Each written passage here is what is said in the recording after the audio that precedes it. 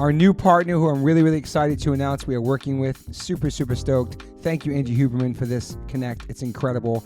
AG1 Athletic Greens. I've been using them for a while.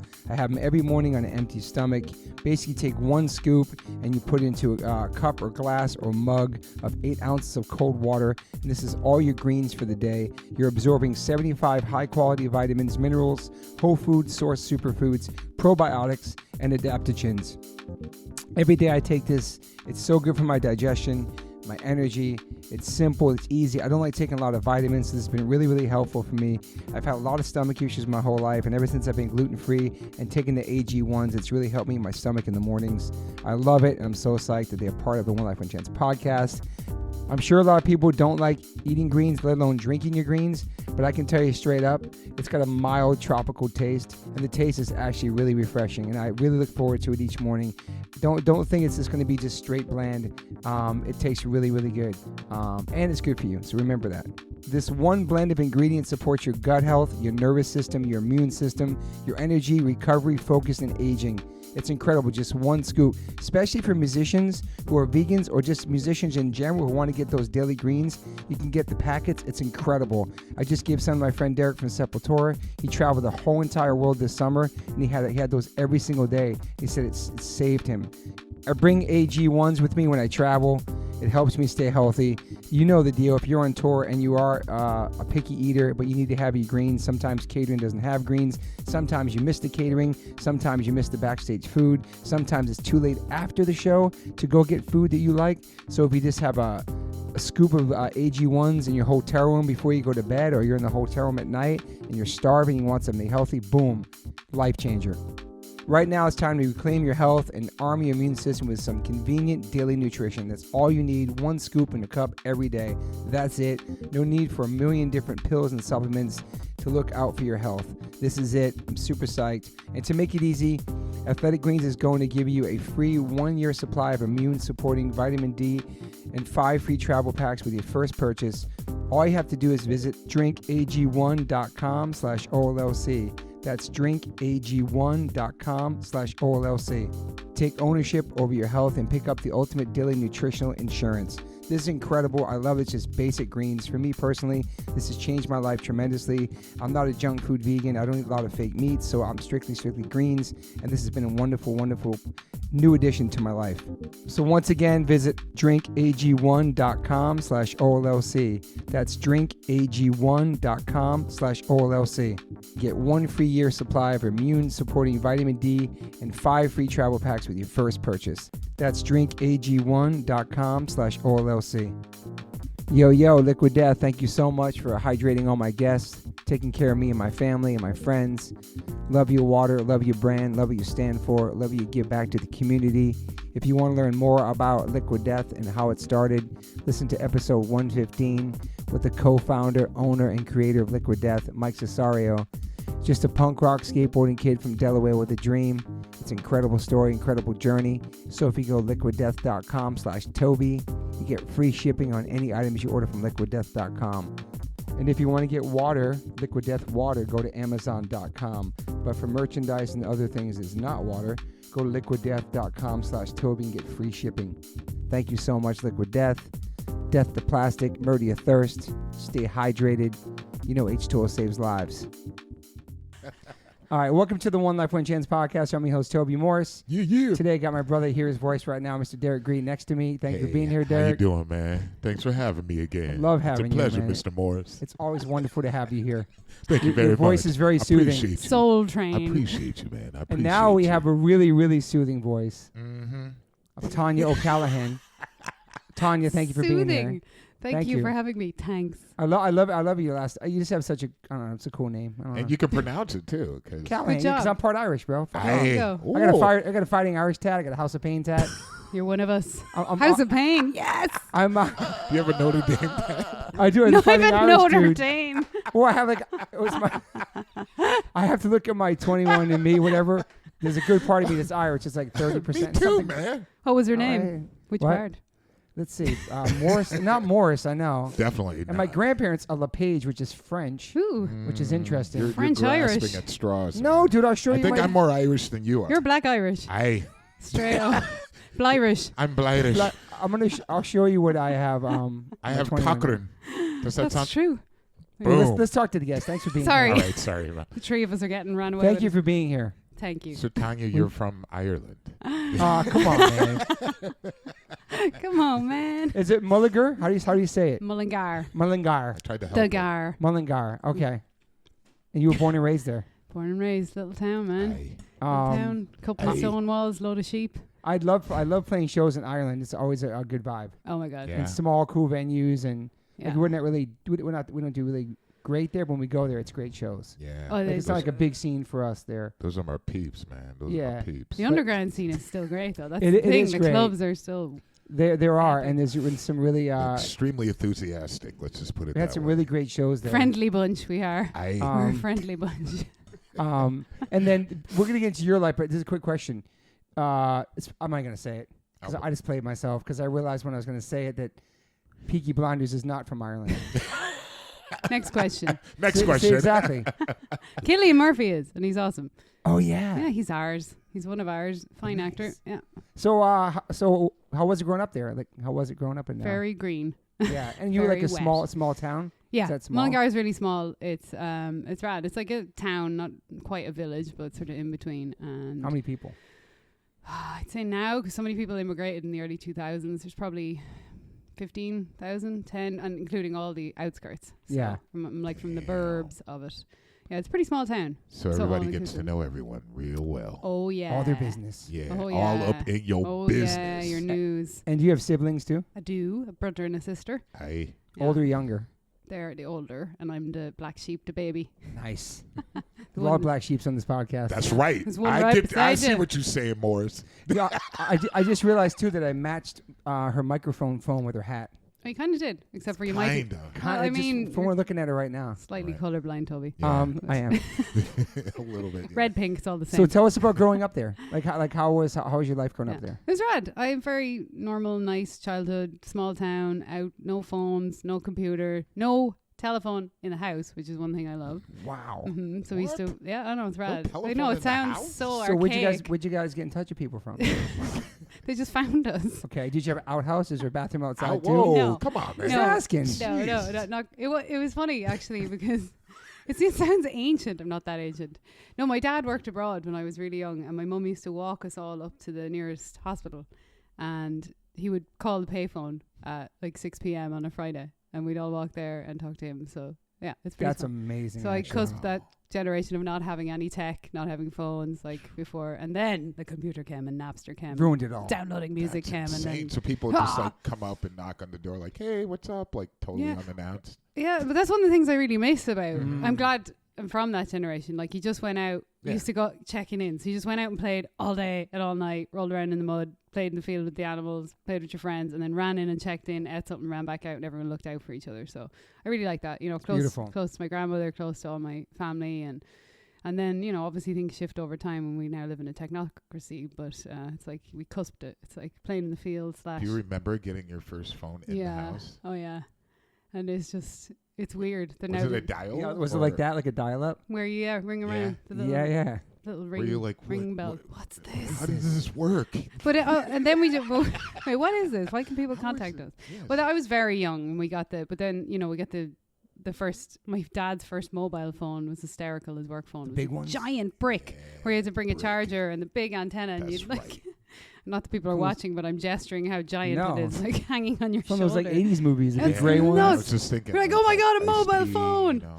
We just had to charge it for like Something 2 like- days, and then it was carry it around in a suitcase. Did you grow up like around farms and stuff and animals? So there was a field behind my house, and they weren't our animals, but that is where my very young venture of veggie veganism began, because I thought they were mine, because they were literally right over the fence. So I jumped the fence every day and played with the cows, and I thought they were all mine, and I named them all. So How old were you then?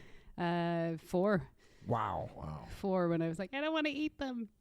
So that's where you made the decision that young? Mm-hmm. You're like, they became. Yeah, because Your I had friends. well, I thought it was my cow, and I called her Daisy, and I was at the kitchen table one day when I was 4 and a bit, and my brother told me, that's Daisy on the table.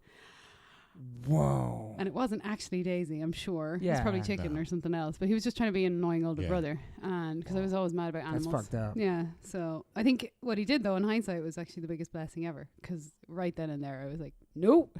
And your parents were cool about you making the decision? Not really, Oh, originally. yeah. What about your protein? I'm sure they were tripping Because I'm all sure the in time. the township there were The too tangent. many Yeah. vegans there. The only veggie in the village. There was no word. So that's the mad thing. I didn't know Right. I was a vegan until I was about 19.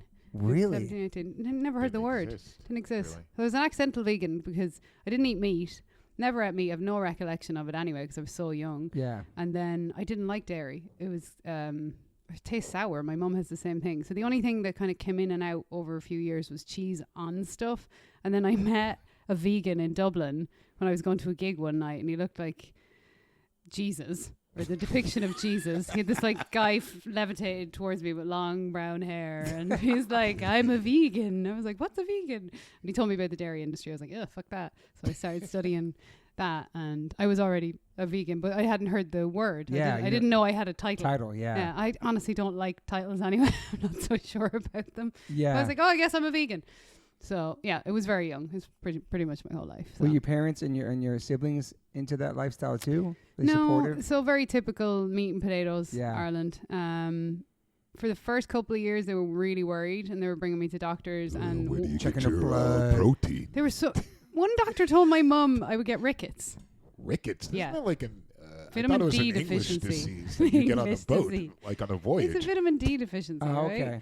Yeah, it has you have to- nothing got to do with. rickets. Is it vitamin C? Anyway, it's not because you're not eating animals. But Is you that were, you why- were, I'm sorry. go ahead.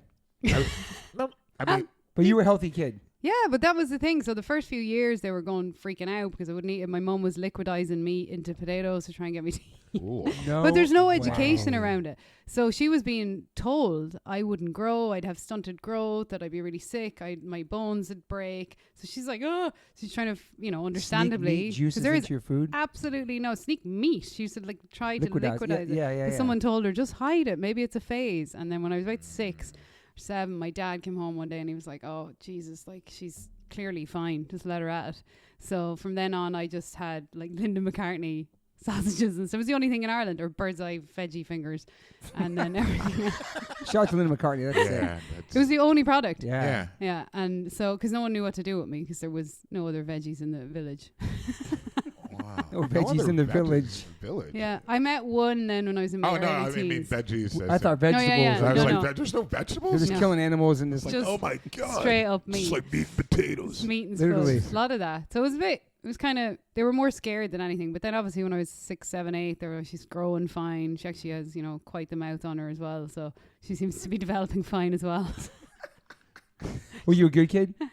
Yeah, it was, to be honest, it's quite innocent. All I did was rescue animals. So I was a rebel in a different way. I worked for a rescue shelter from 8 to 18. That's all I did. Wow. And went to school and you were doing good in school as well? Went and ran away to the rescue shelter every day. But I was a straight A student, yes. Wow. But I wanted to, fuck the system and drop out. So So that's all. Your future at that point wasn't really music. It was just with animals, not right? at all. I was Saving going to be animals. like a vet's assistant or marine biologist. And then I picked up a bass guitar and it all went wrong. Yeah. And so it's why a bass? Why a bass? And Yeah. also what kind of music were you listening to anyway in your home, or even just not going to concerts because you're in a small town? Yeah, so my town is really musical. So a lot of music comes out of Mullingar. It's known for there's something in the water. We've got Joe Dolan's statue, which Derek has been at. Yeah, represent. Show band, big show band town. Lots of kind of pop bands come out there, lots of singer-songwriters. So I was always at music because my dad loves music and my dad used to work around it, but nobody played it. And I wasn't paying any attention because I was so obsessed with animals. So it was just all animals for 10 straight years. And then when I left school when I was 17, my parents were like, what are you going to do? I was like, I don't know. I'm going to go play drums. So Drums always right. so I signed up for a course because, it was something to do when you initially leave till you figure out. And I went in as a drummer, and then they didn't have a proper drum kit. They just had an electronic kit. And I saw a local bass player, Niall Masterson from my hometown, playing bass. And I was fucking mesmerized because he was playing all this cool melodic shit. He was playing Primus and Jacko and harmonics. And I was like, ooh, I want to do that. So I switched to bass and I just really got into it super fast. And then a lot of my friends were in bands, but I was still working at the rescue shelter and I was still trying to train for being a vet and do this. I was like, well, I do. It'll obviously be with animals. And then I started to realize the more I gigged and stuff, oh, it's kind of cool if you're an artist and you have sort of a platform to talk about your passion from, and it started to take shape that way. But it was a total 180 picking up a bass. I would never, ever have guessed that I would do this. Yeah, and what kind of music were you listening to at that time? Were you listening to Primus and stuff like that? I was, and a lot of prog, a lot of heavy metal. I was like Slayer. I listened to Sepultura back in the day. I have a VCR. Oh my VCR. VCR. But like, yeah, like Tool, Big Tool, like all that stuff. Slayer, I love Meshuggah, all that heavy stuff. But also because my dad had a great vinyl collection, like Willie Nelson and Dolly Parton and Pink Floyd and Zeppelin. So a lot of mix, which was great. That was like subconsciously happening. My dad loves music, so he always had it on, even though they don't play. He just, it was kind of like creeping in over the years. Yeah. What was like your first show you went to, a concert? So because Ireland has a lot of like its own bigger bands that no one would know internationally, I did a lot of following those types of bands around. There's a band called Keela that I went to, hundreds of their shows. They're traditional Irish but mixed with world music, so it was like rad. I did a lot of that. Cool. The first like big international band was the Chili Peppers, actually. Oh, okay. Nice. Yeah, that was rad. That was like in a stadium in Dublin. I was like, oh, that's cool what he's doing on the bass. I like that. Sick bass player. He's cool. And then Flea ended up being one of my first Visa letter sponsors when I moved here. I know, so random. Random, not spontaneous. So what was the first connection with people, playing with other people? Like you're like, all right, I'm slapping the beast. Yeah, I have yet to slap the bass. I play fingerstyle. So you're not really slapping the bass. But yeah, I know what you mean. So my cousin needed a bass player. This is where it all went so fast, so quick. I was playing bass for 6 or 8 weeks in this course, and my cousin... In the chorus, and my cousin was there with his band. The band were called Severed. And they needed a bass player, and they handed me a bass and a pick, and they tuned my guitar to C sharp, and they were like, here. And I had to gig within a few days, and I was fucking terrible. But there's really funny photos of us because we used to make upside down crosses and hang them. Oh, so it was like playing in little pubs with giant setups, playing heavy metal. When we'd spend more time making the upside down cross, because we're obviously all trying to like rebel the Catholic Church and our parents, and be like, fuck the system. Were you going to church as a kid? Were they making you go to church? I sang in the choir. Okay. A little bit. No, I have always had a problem with the church. Yeah, I was raised Catholic as well. Yeah, church I had to go. You go and you respect your parents. And you kind of go community-wise. I've no problem with the community thing around churches. And my grandmother is 95 and devout. But, I was always definitely rebelling against the church because you're going as a kid and they're telling you have to have sins. You have to go in and, what are your sins? You're like, you're born. I'm 12. Like, I don't think I have any sins. I haven't did anything wrong yet. Leave me alone. Yeah. That's the whole thing. Oh, my God. Confessions. You're born with that. You're born. Being a human, you're born after Adam and Eve. Did you guys have to do confessions? Yes. Isn't it crazy? I did catechism. I did all that stuff. Yeah. You have to you go into a scary booth with a man you don't know, and he's like, tell me your sins. It's weird. I mean, that was a whole different scene. That weird. Whole Catholic scene was different from my Christian upbringing. Yeah, yours sounds a bit more fun. Ours is very serious. So yeah, I was questioning all that from the get-go, because I was like, I'm 12. I don't know what to tell you. I don't know. I cursed. I'm Irish, though. Were your parents strict? No, a nice blend of both. My mum was a little bit more than my dad, and I think the balance was good there. I'm definitely more my dad in that sense. It's a nice balance of parent. One is more kind of... Did they want you to go to college and do something else, or were they pushing anything on you or no? Not specifically, because we're just working class family. It's like you're supposed to do your leaving cert in Ireland. This is the thing. You need this fucking piece of paper. They're like, if you don't have this piece, not my parents, but like society tells you, if you need this piece of paper, you won't go anywhere. So as soon as someone told me that, I was like, I'm going to not have that piece of paper and see how far I can get. So that's exactly what I did. But no, they weren't pushing me. I think they knew, I've always been into learning, but I didn't like how school ran. I would consider myself more of an autodidact, and I love to learn and go down rabbit holes of what I'm really passionate about. The problem with the school system, especially back then, is you have to pick. You do English, Irish, math, and then you get to pick one science subject, and you get to pick this. I wanted to do like woodwork and music and branch out into physics and stuff like that, and I wasn't allowed because I was in an all-girls Catholic school. But across the pond, the guys were allowed to do all that stuff, so that sucked. So I was like, well, that's what I really want to do. And then I wanted Yeah. to study like philosophy and ethics, and they'd never even heard of it. And they're like, "What are you?" I'm like, "I'm reading Joseph Campbell," and I'm 13. And they're going, Wow. "I don't know who Joseph Campbell is." Like, "Oh, I'm leaving this school." They weren't. It's very formatted. That's a wrap. Yeah. It's just very formatted. So to be honest, I was just bored. I was bored, and I was like, I figured out the pace that I move. I Yeah. just Very, wanna, very boring. yeah, and it's obviously it works if you're trying to works for some people, but I don't know, it should be more open. It just pissed me off from the get go. I had fun. I not fun in school, but most of the time I was just running. The rescue shelter was like a 10-minute walk, 15-minute walk. So I just go in, check in, and then run away Wow. and go work with the animal. Because I was learning more. And when I look back, the skills I learned from working hands on with animals for 10 years served me way better in life. Yeah. Like dealing with people, dealing with really hard situations, running a shelter, caring for animals, all this stuff, and dealing like in court, like literally dealing with all this stuff. So it was, you find your own school in life, I guess. Yeah. And so you were doing that as soon as you graduated? Yeah, well, I didn't technically graduate. Well, yeah. Life of hard knocks, maybe.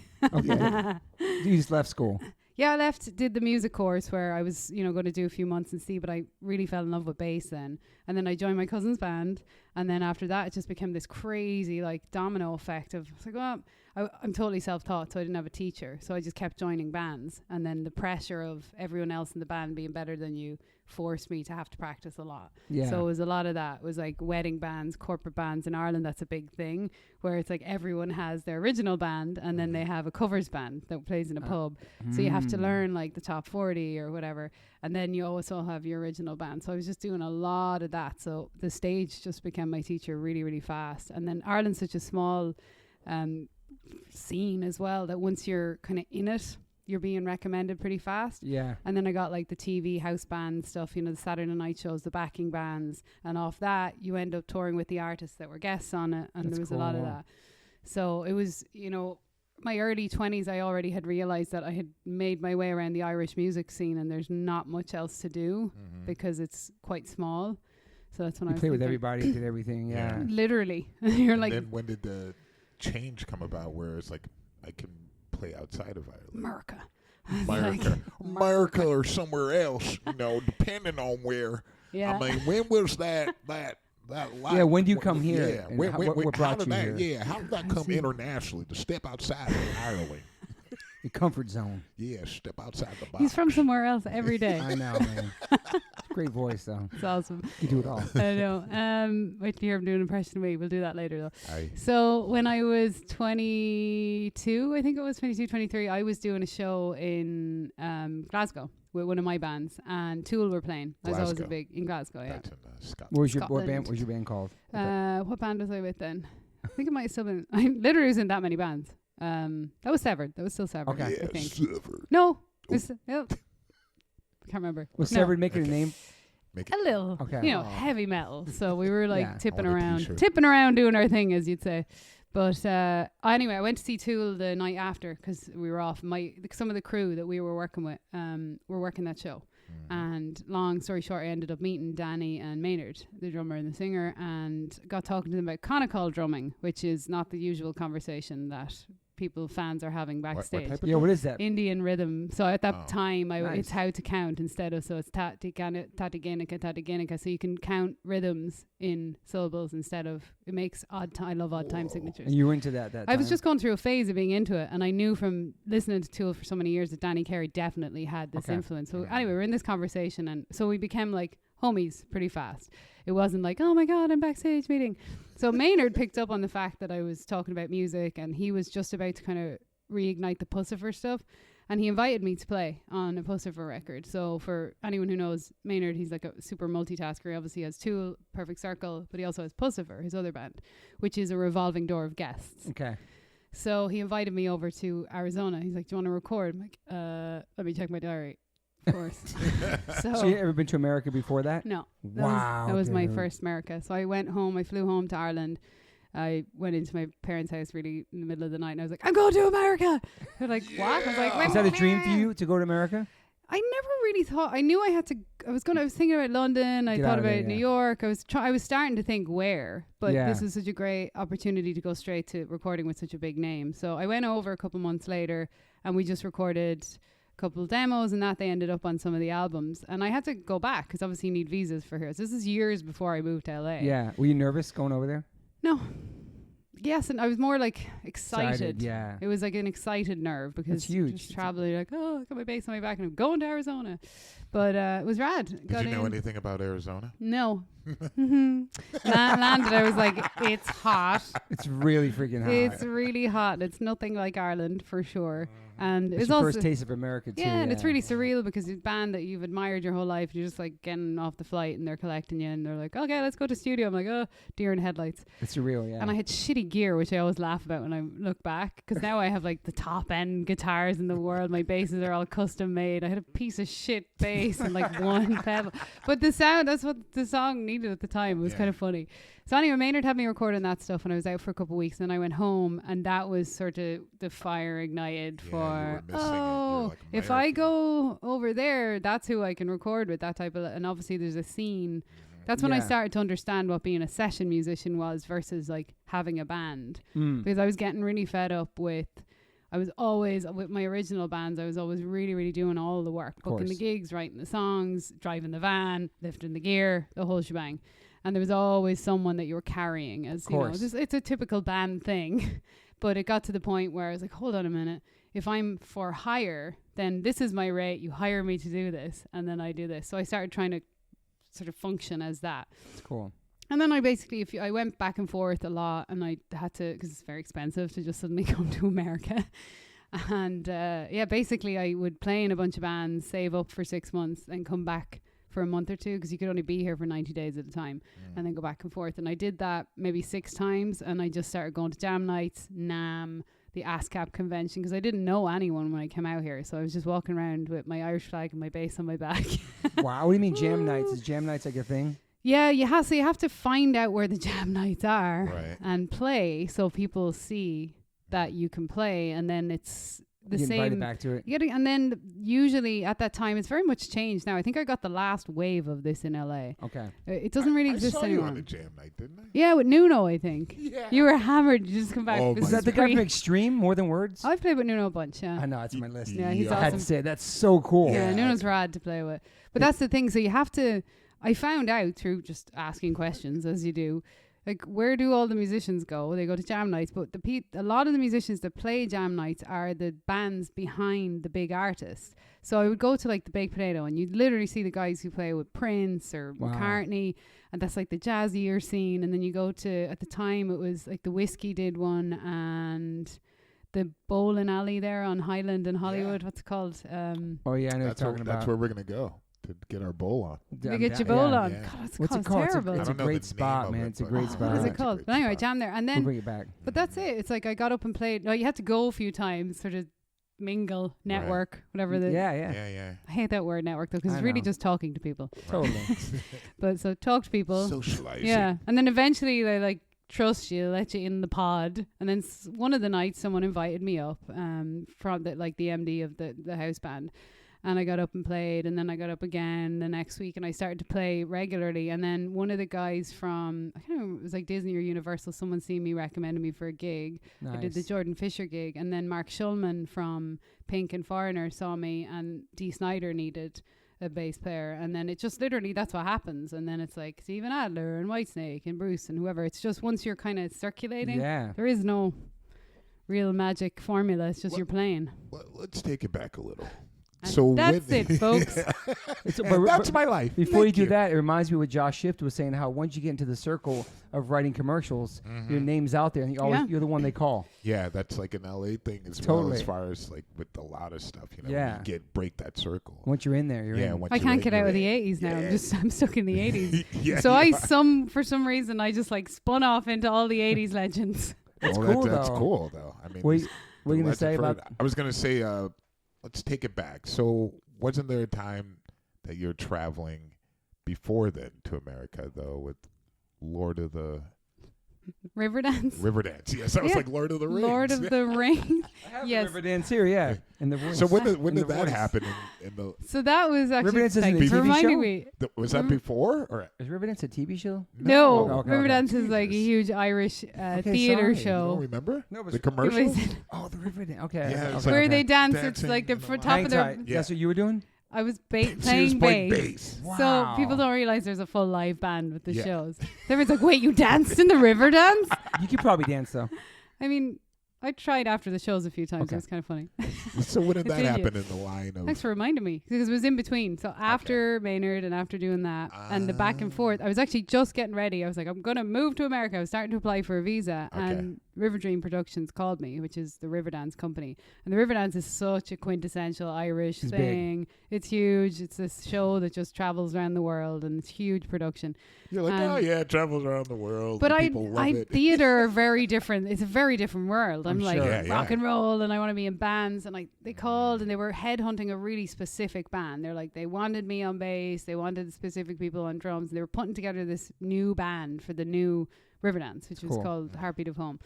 And I thought, I was like, yeah, I don't know. I'm just starting to file for a visa, blah blah blah. And I remember sitting talking to my dad, and I was like, you know what? If I do this, I can save up and be in a better position to come over to the States, pay the visa off, do all that. So I took the tour and I ended up doing 18 months globally with them. Wow. So we did China, Europe, Ireland, UK, and North America. And it was insane because it was 9 shows every week because you do matinees.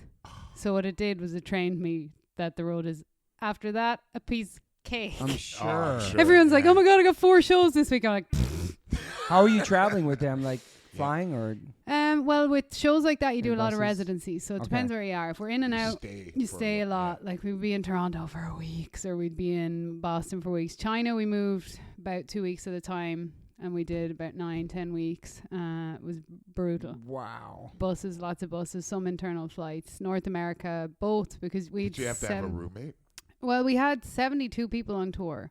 So no, not when you're in a hotel. Yeah. You're never long enough in. If you're doing a residency, your own room, the band. Oh, are- really? Yeah, the Nice, young okay. dancers split up because they were a lot younger. Like they're 18, Oh, wow. Yeah, yeah. Okay. 17, 18, 19. And we were so old in our early 20s. But yeah, no, thankfully.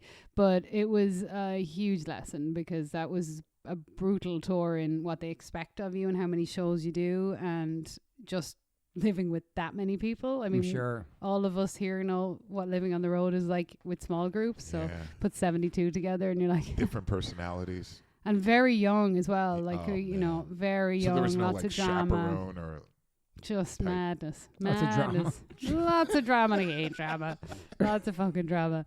But what an experience, you know? Yeah, that's Yeah, amazing. yeah. What an experience. So I came back off that and then I was like, right, it's time to Okay. go to America. Were people respectful of you being like a woman from Ireland, freshly in America, trying to jam with these different rock and roll people? Like, was there respect? Were people cool? Were they? I think a lot of that just rolls off my back. It's not, I didn't Yeah. really know. Maybe it's a personality thing because I just don't think about it. I just am doing what I'm doing. Yeah. And I think that's a lot of, like, I think if we focus on the difference, male, female, Yeah. it's, of course, there's definitely a pre-presumption It's a pretty sometimes. macho scene, the whole Yeah, rock scene. That's I what I'm think saying. The new girl you in town. sort of and- have to prove yourself in a way.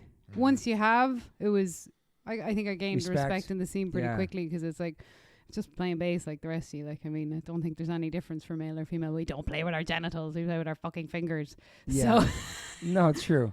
you I'm gonna know? say respect. Like, yo, Yeah, I new think girl, so. yeah. There was a bit of both. There's always a bit of both. You know, there's still, like, even recently at Whitesnake, you still get but there can't be a chick in Whitesnake. Like, there can, though. It's happening. If Yeah. you're playing the there's bass like lines. cavemen involved. Like they're definitely with that The mentality. keyboard wires are Yeah. so funny. Like, how can you sing those lyrics? I'm like, it's hilarious. Me singing Slide It In, it's so fun. Slide it in. So like- people were tripping on you with the White Snake stuff recently, or when it first got announced. For the most part, 95% was positive. There's You're always the bass player of White Snake to so other people now. What? You're the bass Oh, I player. know. of- Yeah. It's so cool. White Snake, it's by the way, is what David called it after his own His own phallic phallic things. No way. Yeah. That's what the band's named after. Mhm. Wow. Rock and roll, baby. Gonna Rock How be many at years it has the more. band been around for, White Snake? 80 early 80s, because he was in Deep Purple before. Okay. You ever heard of them? Huh? Of course, man. Wow. So we did some Deep Purple stuff because David was the singer of Deep Purple for a chapter. He did Burn. What a So great song. when you're in America and you're doing these jam bands, didn't Johnny Depp have like a jam band? It's like, Hollywood Vampires. Yeah, did you ever rock with them? I've all individually, most of them, but Nice. not with the Hollywood Vampires. Yeah. So how you survive? You just have money saved up. You just gonna come out here. And did you know anybody here when you came here? No, didn't To know live with, anyone. or? No, I came out completely on my own. I kind of did Wow. that purposely, though. I sort of thrive under them. Like, I brought my bass. I don't know anyone, so I have to find people. Because I feel like if a lot of my friends from my hometown at the same time were moving to Canada and Australia were the go-to places, because there was a recession in Ireland around between 2008 and like 2012. That was pretty bad. The rest of the world. Yeah, and it was starting. And after that, it was so hard for our generation to come back and get all of these college degrees that are useless. So everyone was, but they were migrating in pods. So all my friends were moving to places in Australia with their roommates, and then moving across the world and moving in with the same people across the world and staying in this insular Irish. Wow. It's just not how I like to do things. So I wanted to come out on my own, and I I booked into the Hollywood hostel. But it looks better online than I'm it is when you sure. get there. It's Wow. fucking terrifying. It was terrifying. I was like sleeping in a bunk with my bass, hugging it, going, I'm going to be stabbed to death. What year would I'm this gonna been? die. This is 8 years ago. 8, 9, Wow, man. Only 8 years ago. That's crazy. Yeah. I was like, ah! Yeah. And you knew nobody. You just No, because Maynard's the only person I knew here, but he was in Arizona. was he connecting with people in LA though? He No? told me not to move to LA. Wow. He was leaving. He was over it, you know. But, you know, he understood. He's like, everyone kind of goes to LA to do the thing. It's 8, 9 years ago. Yeah, fuck. Because the first 2 visits or 3 visits were just on Estes because I couldn't work. So the first time I like came over, I was like, okay. So I did I guess you go to Hollywood, immediately didn't like it.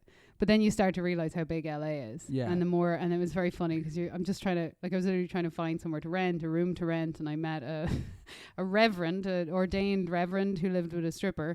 And I rented a room off them. Couldn't be any more Hollywood. Like, not far from here, actually. Wow. I was like, all right, this sounds about right for Hollywood. Yeah. So I rented a room with a reverend and a stripper. Sorry, Mom and Dad, I don't know if I've ever told It's you that okay. story. You know, people got to make their They were money. cool. They were nice. No, they were rad. It was really funny. They were really quirky characters. They weren't a couple. Right. They were just these really funny friends, and they had a room for rent that I could, just about afford. So I did that for a month or 2, and then I had to go back to Ireland to start all the visa stuff. So there's a lot of back and forth. But you're just living off money you saved up. Yeah, so I would gig in Ireland, save my ass off, and then come over on that because Smart. I couldn't legally work, and then I'd run out of money, go back, do the same. So I did that a lot. I did that for a Wow. couple of years, and then eventually got a visa. And then when I started to get tour gigs, I could apply for a working visa here. Yeah. So it was kind of a process of back and forth, and yeah. That's Mental. crazy, man. Mm-hmm. Do Mental. you remember the first kind of gig you got in LA? The first sort of Like steady. proper tour was Jordan Fisher off a label. He's he's like a young Bruno Mars vibe. That's cool. I know So the it was name. like, he's rad, really cool, but it was, I think we did about a year with him. Not consistent, but be like 2 months, a month off, 3 months here. And they were really pushing him at that time. So we were the band for him. We did just the US. Oh, we did the UK as well. But before I was finished with Jordan, Dee Snider hired me. So I was jumping, and it was mad. I was actually looking at videos on my phone the other day where I was in Chicago doing Riot Fest with Dee Snider, and I had to walk off stage, get on a fly to London, and get on stage with Jordan Fisher because we were out with Alicia Keys. So Alicia I was Keys? just trying to keep both gigs. I was like, if there's a delay in the flight, I'm screwed. Wow, Because such there was two an different overlap. worlds. So I was literally Yeah. going back and forth. And then Jordan kind of just started doing a whole other thing, and he had a kid, and he's quieting down a bit. So I went and stayed with Dee then for 2 years, toured with Dee, and then right after Dee was Steven Adler, and then pretty much right after Steven Adler was Whitesnake, and now it's Bruce. So That's incredible, it's just man. weird. There hasn't been many gaps. It was a weird, like, oh. How was Alicia Keys? So we were supporting Alicia Keys. I know, but how was that? She's shows? awesome. I Yeah. love Alicia Keys. She's man. great. Yeah. Incredible. Fabulous. What a fabulous human. Was she hanging and watching? Did she watch you guys Yeah, too? we all, because there was a whole circuit. That scene is so different than what I ended up in. It's all like Disney and Universal and all Yeah. the pop and R&B camps. How is it different, you think? Like, what are the differences? It's just, it's a little bit more bubblegum, for lack of a better word, Yeah. because it's like the more, like, not Alicia Keys, she's obviously an incredible songwriter and musician, but a lot of the bands, because we were doing, what was it called? It's like what is that big gig? It's like in Ireland we call it Childline. It's this annual Christmas hullabaloo that all those Okay. bands do. So it's like centered around that, and a lot of bands in that realm have very short shelf lives because Yeah. they're manufactured. Free Now, Jordan's business. a real artist in his class, but there was a lot of that where there, and I did fill in for some bands like that where you're like, where did that artist go? It's like it one just didn't song or work. something, Yeah, one yeah. song or one album, and then they fall off the radar. So Mhm. I was glad. I enjoyed that, and it was fun. It's a different type of music. It tends to be a lot more groove. You play with a lot of gospel players, which is fun because That's a cool, lot of yeah. gospel drummers in that scene. So that was a lot of fun. But then I ended up kind of shifting back over to the rock world, which is, you know, where I love riffs. Yeah, how did Dee Snider find you? His then drummer saw me at a jam night. Wow, jam nights, night. man. Yeah. That's so cool. Have you Yeah. ever done a jam night? No. No. We should no. jam. Doesn't really happen in like the hardcore Hardcore punk world, world, you know, yeah. yeah. Well, if you wanted That's to branch out and like, you know, Totally, I know. I've heard about become these a things for soul sure. singer or something. No, Come on stage and sing a cover I song or was like, something. I don't know any songs. Yeah, They yeah, always yeah. ask me to do these I jam know. nights every now and then. I'm like, you know what? I don't know the lyrics to any song all the way through, pretty much. Yeah, it depends what it is though. Yeah. Yeah. Yeah, I it mean, if does they got vary. like a huge screen or Yeah, something. yeah, like lyrics up front of you. How do you remember what jam night they saw you at? It was the one in the bowling alley. Why am I forgetting the name? Hi, Stella. Oh, I know the name. Lucky Strike. Lucky Strike. Thank you. And I Yes. did it so many times, and it was rad. And it was they had a name on it. It's so bad. My brain is. That's so cool. full It's of just songs some at the random moment. night somebody saw you there, and that's Yeah, There's a someone lot of comes up, different says people there, gig. Yeah, from what I remember. that's the thing. And then off the back of that, they would do like speciality nights, and Nuno would lead the band. So then I became Nuno's bass player for when he did that. And then it was just, yeah, it's weird. It's like, because I do the same. You're like, oh, someone needs a drummer. My homie is, Yeah. da-da-da. And it just becomes that whole thing. You're in like a little family recommending each other. Did you do more than words? I'm trying to think if we ever played. Oh, I'm sure we did. We did a lot of random stuff. Like we do cover sets with Nuno. We would do like Yeah. Nuno and friends. And He's from Boston, right, or East Coast or Is he? something? he is East Coast, but also not Puerto Rican, Portuguese, right? That's cool to hear his Rican. I was name. like, Puerto can you Rican, tell I didn't? Portuguese. You 'Cause can I tell saw I didn't get that. any sleep last night. I saw that my He's deep dive about Portuguese. you. His name. I was like, wow. He's from Massachusetts. He's a That's it. masshole. Yeah, yeah, He's yeah. a That's what- yeah, yeah. masshole. Massachusetts, so definitely Portuguese. Yeah. So It's he's hard in to say. California. Yeah.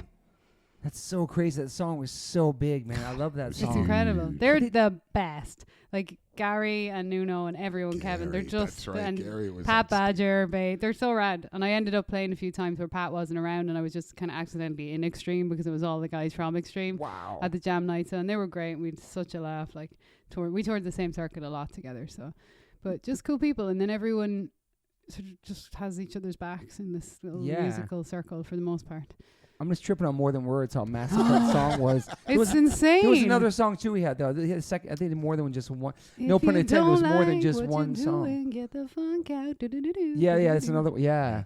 Oh, yeah. Oh, He had my long favorite hair. is Does he have long hair? Political Amity. That was the That's best. another one. Political I Amity. wonder what year were they so big? I forget the long hair and stuff. 90s. That's so cool to hear. Early Like he's still 90s, huh? jamming and stuff, and you jam with him. So good. And then what about how the Adler stuff happened? I was Adler's after Dee Snider. filling. Yes. So Yeah. I was actually just subbing for Sean. Oh my God, Jesus. I told you I didn't sleep last That's night. okay. The old You look- That's because we just had You don't our look highway like to that. hell. You look well rested. Oh, thank you. You look tired. Coffee. Like dilated pupils. I love Adler, by the way. What an Yeah, yeah. amazing Yeah, human, man. shout out to freaking He's Adler, the man. best. But yeah, I was Best just filling. hugger. I was literally filling in. I was just subbing on bass for a gig. This also we joke about this with Dee was only supposed to do one show, and then we ended up going on tour for 2 years. He was like, "Oh fuck it, it's so fun." And but yeah, I was basically filling in for a gig, and then he's like, "Well, I need you for," it was like a week, and then turned into a month, and then I was with him for a year and a half, I think 2 years. And then we, at the very end of me being with Adler, we did the Kiss Cruise, filming Highway to Health. Myself Yeah. and Derek. That was one of the last shows I did. That was so funny. Because he just brought the Highway to Health crew on the Kiss Cruise. That's and awesome, Derek man. pretended to be my guitar tech. It was so funny. Slash security. It Just was to get on there. hilarious. I was like, don't look at her. Don't even look at her. People are like, oh my God. People recognizing you while People you're were doing coming that up too? to me Some, going, "Is yeah. that the singer from Sepultura?" I'm like, "No, it's my guitar tech." And people were listening to me. I was just like, don't I'm like, look the other way. Could you actually guitar tech if you needed to? Yeah, man. You know how you could do that? Fuck yeah. You could string a guitar. You Yes, man. you I could tune one. really? I can tune it and Okay, do you're all hired. that. Yeah, man. I had to do all that stuff. That was so funny. I haven't thought about that in a while. Yeah, I mean, that cruise was interesting. I didn't realize that Kiss had such a massive cruise Oh where my the whole thing God. is sold out.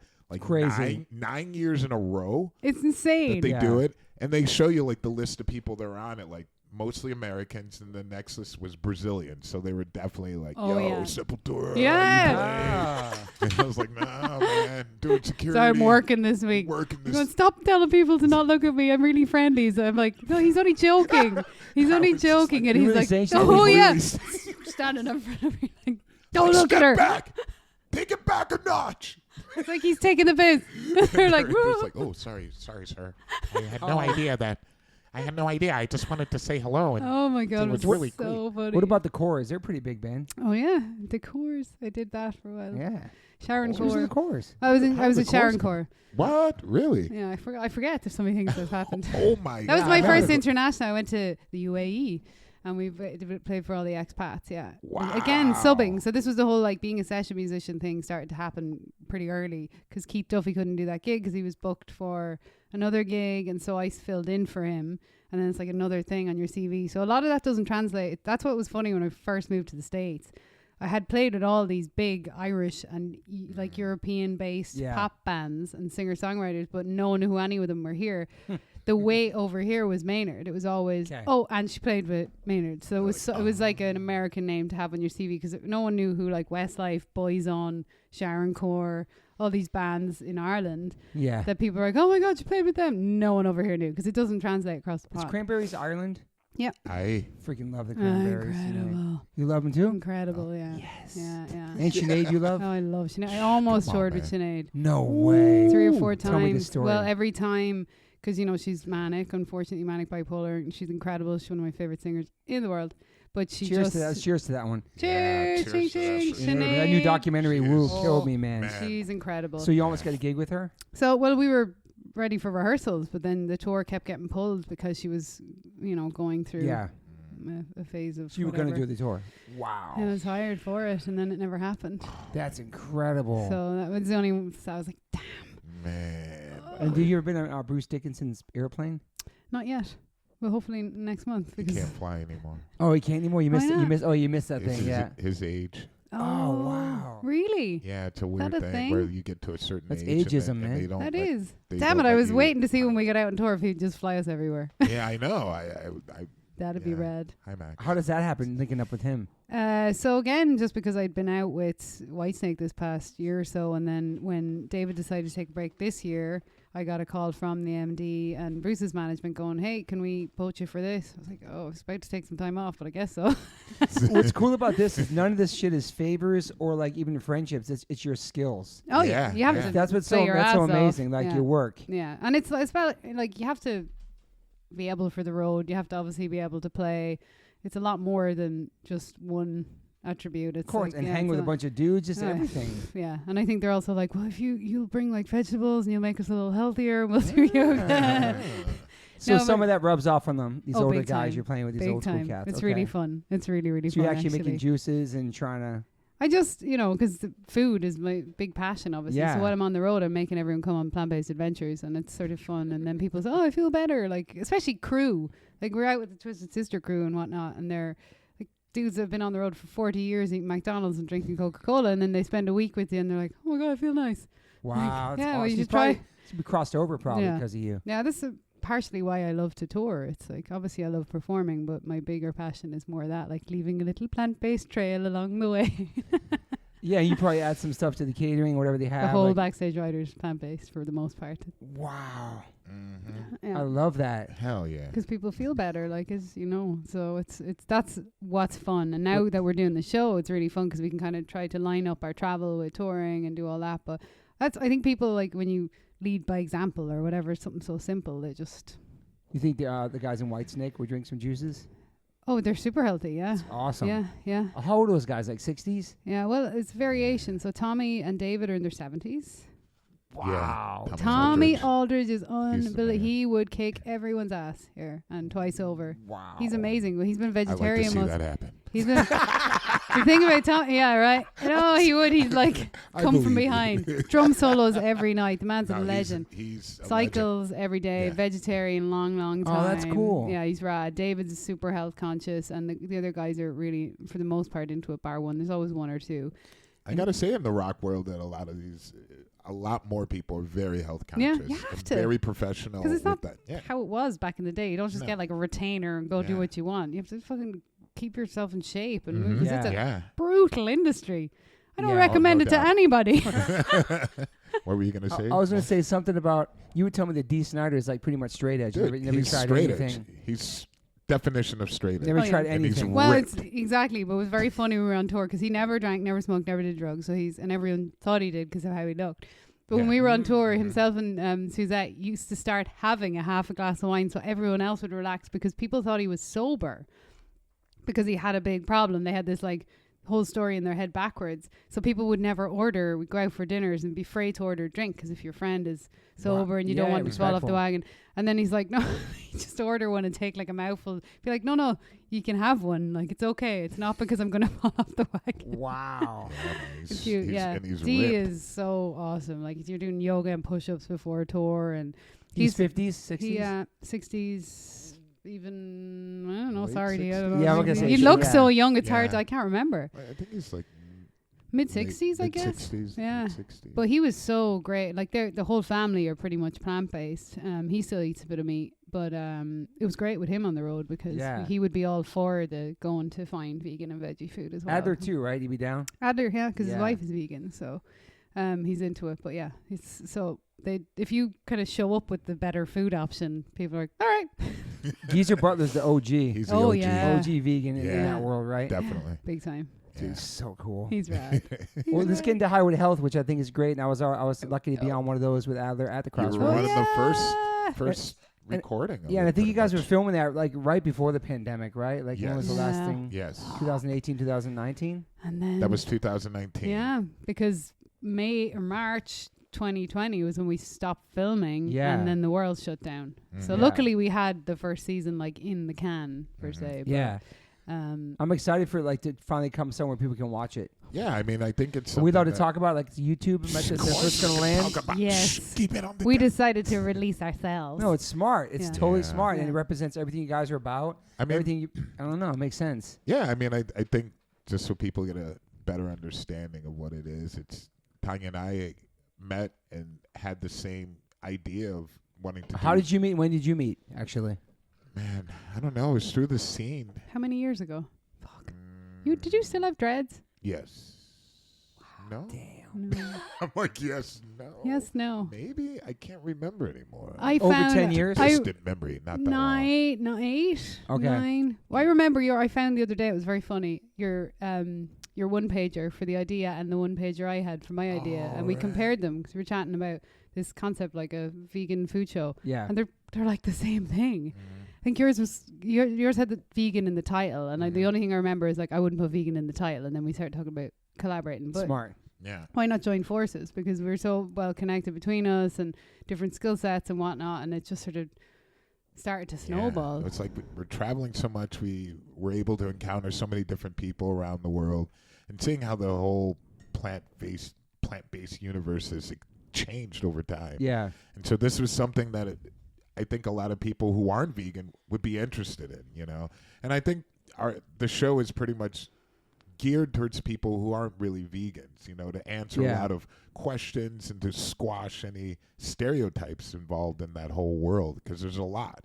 And so I think that's great that there's no show like this Yeah. that exists. And I think it's a very positive show. It's something Mhm. that's never really been done. And I think a lot of people can get help from it, you know, or Yeah. at least think about where they're getting their food and just not only food, but just a healthy mind as well. It's not Mhm. only Agreed. about, food health, it's about We're all covering different just types of about help. everything now. That's the fun thing as well about self-release. I think we were really realizing when we were filming the week before last, now that it's ours and our channel and we're not kind of tied into a mainstream agent or anything, it's going everywhere. I mean, we've already covered stuff on the electrification of vehicles in the automotive world. We did like ocean conservation. We were with the urologist last week. Obviously food, travel, but it's all more and more humor based, which is great because you have to use that approach. You can't be like, I mean, it's all yeah. approaches serious, work. then it becomes very boring and Totally, sterile. man. And But you can get a lot of Can be a turn off for people, information too. yeah, across absolutely. just naturally through our personalities. Yeah. Both of us are basically lifelong. It's not being at this. forced. No. Yeah, Yeah, we're naturally just fucking funny. Yeah. Yeah. Yeah. but I love the concept, and for people, you're right. Like just traveling, trying to stay healthy and not get sick. People now know coming out of the pandemic that like what you eat is so important. It doesn't have to be only vegan, but just it was interesting going to the grocery stores and seeing like everything gone except vegetables at one point. Wasn't that weird? And it's I like- was so happy when I came back. I know we are, but it's like. I was like, all the vegetables are still like, it here. was That, was that really tripped disturbing. me out. It was Yeah. Me really too. disturbing seeing everything else gone. I was in New York when COVID hit first, and it was literally March 14th, 15th, and I was like, oh, this will last like a week. I'll stay here. I'll hang out with my friends. And then everyone's calling going, get back to California, because at least you'll be able to go outside. Yeah. So I came back and same thing. Everyone's like, there's nothing in the grocery store. Bring stuff from New York. And I'm not one to panic about anything.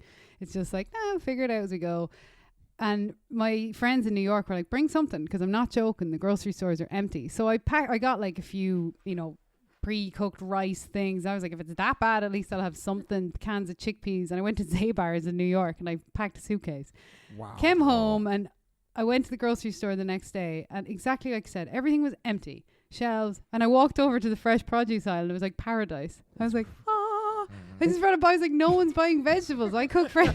It's amazing. That's great for us, but it's sad. It was scary. was It's sad. a sad reality. It was definitely like a shocking moment where I was like, wow. People aren't Hopefully eating. now coming out of it that people are more conscious I about hope that. So I What don't it does know, for man. you. I don't know. I mean, so because that's also why your show is good. So I was going to say, it's Yeah. like eating more vegetables and then finding cool spots around the world you can eat and get Right. healthy options. it's also definitely, debunking and normalizing. debunking. it. Yeah. It's Yeah. not hard. not so The protein is expensive. everything. Nobody So even knows what expensive. protein is, Where are you though. gonna get your protein? And Yeah, vegetables are cheap. How Yes, expensive I it know. is. That's Oh what I'm my God, saying. It's so not expensive. expensive. We're all artists. Like, Yeah, No. we show all that. Yeah. You know, we're I gonna love do some that. challenges. You know, we're gonna do it all. Derek We're- wants to do $1 a day. $1 a day I could eat. Really? Yes. I know. I know. I was like, I know shit. for like maybe a little less than $2, you can get beans and rice at Chipotle because Hello. I've done that before. We can It's buy like a bag of $1.65. beans and Yeah. rice. No, You I can- know. Exactly. But if you're in a hurry, you want to get something to go. I'm Yeah, yeah. saying it's super cheap. But yeah. It's important to debunk all that because Yeah. we're I'm working class artist. Didn't have all the substitute stuff. It's not the way that I don't think you guys eat that way. Like, it's fun to do it every now and then and show restaurants and blah, blah, blah and all the nice stuff, but it's Which important. is really expensive. That It stuff is, and we're in LA, Yeah. like, so Totally. we have to be really cautious of showing that because for just working class people and families and low income, and you have to be aware of food scarcity areas and Yeah. all that. But it is Totally. almost everywhere you can get. Yeah. Like, An option. And we, and we Veggies, right. travel like to a lot of different If we can do places. it, like- I mean, it's like we go to Ireland, we go to Yeah. Mullingar. Yeah. Mullingar. I'm the guy. Our hometown there. Yeah, we've Tanya. done. We went to Mexico. Cleveland, my hometown, and Yeah. we went to all Brazil. different places, Brazil, Mexico. and Mexico. So there's a Yeah. lot of diversity and variety in there, and we interview a lot of different Yeah. interesting people, whether they be Cool. celebrities or actors, directors, doctors, chefs. It's a wide variety of interesting people to attract. You know, And even non-vegans are in there. Oh, the Yes. whole point is Yeah, non-vegans. you're right. I Yeah, think more and more absolutely. so as well. We want that. Like, I want everyone. I want hunters on there with the whole shebang. wanna Because you talk want to it. them, Well, the whole yeah. point is to Good find a middle combos. ground. But Yeah. seriously, because Mm-hmm. if everyone starts shifting towards a plant-based diet, because not everyone's going to go vegan overnight, but if people are inspired to go towards it more and more, but also for the work that I've always done as an activist, the main problem is squashing factory farming specifically. Yeah. Yeah. So we can fight about everything else over time, but pretty much everyone agrees that it's screwed up, and that's over 99% of the meat and produced. factory so. Yeah. farming, for people that don't understand, what would you Mass-produced animal agriculture. So unfortunately, marketing obviously lies to everybody, and they're not. course. No animals are frolicking. Very, very, very like 0 point percentages are Not even frolicking. in grass-fed? fields. Yeah, no. Just kidding. Chickens in the U.S. I believe is 99.8% factory farms. So it's like 0.2% are some tiny little free-range farm, but people believe that they're buying, because I think people are inherently kind. Yeah. I really do believe that people don't want to harm animals and feel better if they're buying something that's quote unquote grass fed Exactly. or it's ethically this, or it's humanely slaughtered, the greatest That's how the company. greatest fucking oxymoron in the world, know. humanely slaughtered. But that's how they get you. The companies get it's the marketing to the normies, to the people who don't know that. Yeah. So you have to put it out there that I always say to people as well, whether you give a shit about animals or not, I realize at a very young age that not everyone cares the same equally as pigs as I do, for instance. No, for sure. But you care about the planet, you care about your kids' generation, whatever. The point is you're actually being lied to as a consumer. Exactly. Big time. And that's not fair. Everyone works hard to earn their money. It's a very hard economic world to live in right now. So why, if you think you're putting money, and most people, I believe that, if I buy this, it's better and the animal was treated better. It's all lies. There's all politics tied into it. There's all lobbying in labels. It's crazy. Yeah. So it's not fair on the consumer. So take out the ethics debate, take out everything. It's like you're being lied to as a consumer. The consumer has a lot of power in their Huge. purchase. Yeah, And for so sure. that's when change can really come about. And, you know, you can get better products or better food with knowing this, you know, knowing that your purchase weighs in a lot on what's being made. It's huge. So if you demand, you know, transparency of these certain companies, then you can have that. We can have that, you know. And we should. It's something you're putting in your body, and it's something that you need every day. You vote every day. I was curious if like steaks were like $100 or more. But that's the other thing. Don't get me started. I would say if they were, if it was like a luxury, but they should have be. one. They should be because that's the other lie that drives me crazy. There's so much mendacious marketing anyway, but all of the meat industry and the animal agri and a lot of industries are held up by subsidies, which are actually paid for by our taxes. So it's a false affordability. We're all paying for it, but just in like a backdoor way. So we think, cheap fast food. It's not cheap. It would never be cheap if the industry didn't have subsidies. It would be very expensive to buy a hamburger. Yeah. And it should be. It should be equal to its like carbon impact or whatever. Yeah. Instead, things like, because unfortunately the broccoli industry doesn't have subsidies. It should. The kale, the quinoa world. Can you imagine finding out there's some like subsidies going? It'd be amazing. But it's just backwards. And like you said, Totally Derek, backwards. as soon as the consumer, and as we become more aware as consumers, you send a market signal. The people at the top only want to make money. They will shift what you want. And it's frustrating because meat is going up in some parts of the world and going down in some, and it's a really weird time. But at the same time, we have like cellular agriculture coming in, which is fascinating. Yes. I think that's a win-win for everyone. So we've gotten to a point now where we have the technology that everybody wins. You can still have your meat. We take the middleman out because we can't keep, obviously, deforestation, ocean acidification. We can go on about this all day. We can't sustain it. Yeah. There's no debate And anymore. people just need to be realistic about, you know, the future and the technology that's existing and that's going to be the future as far as the cell-based meat, like clean meat they're calling it. Cream meat, I mean, people I've heard already saying like, I would never eat that. Meat eaters. Don't eat it. Don't eat it. But the whole point being, I was like, wait a minute. So Why are you I want to get your grossed out? I want to rationalize in your mind why you wouldn't eat that, but you're going to eat the other meat that you've been eating, which has which is cholesterol, is everything. I mean, it's filthy. I But mean, it's shot up it's with literally tons filthy. of chemicals, Yeah. everything that you can possibly imagine, steroids along with Hormones, hormones antibiotics. and everything. You're gonna eat that, but you're not gonna eat something that's made exactly where it's coming from pure, without any of that, without any harm of an animal.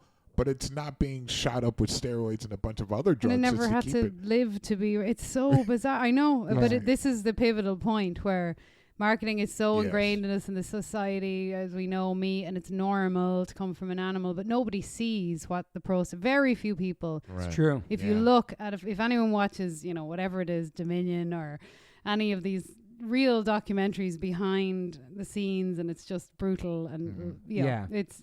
If you see it, you're not probably going to want it, but it's out of sight, out of mind, and it's an easy way to kind of deny reality, right? But we get freaked out by clean meat because we think lab, we think a laboratory. But I always say to people with the clean meat thing, what's so fascinating, it's already in Singapore, and this is just a great example. In Singapore, as standards of hygiene in the world is the highest. So in Singapore, you can go to jail for dropping a piece of gum on the ground. You can be put in prison. They're so clean. Wow. That's like a law over there. So for clean meat to already be passed there and for sale is a pretty good indication of how safe it is. And it's also become a thing where it's a national security issue with food, because you can sustain your country without having to import, grow, deforest. You can grow your country's food internally in one place, and it's completely safe.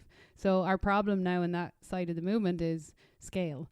It's hard to scale these things up. So people need to get behind it, because whether you're going to eat it or not, talk about it, really learn about it. Don't be freaked out. Like I heard someone say the other day, there's human meat in it. I was like, what fucking story did you read?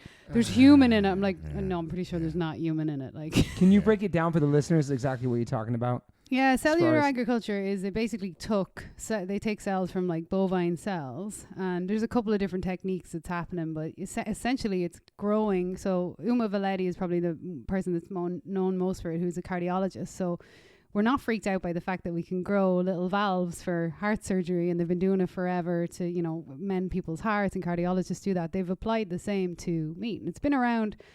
I don't know, it's a long time, but it really kind of became more mainstream with Uma bringing it forward in the movement, and they're essentially able to grow meat in a lab minus the animal. And when you minus the animal, you take out the use of land, the use of water, the use of everything, but it is meat. It's not, people are still, because it's very new to the market per se, and to like people's psyche in the media, but it is actually meat. So it's not like Impossible or Beyond where it's a pea protein. It's meat.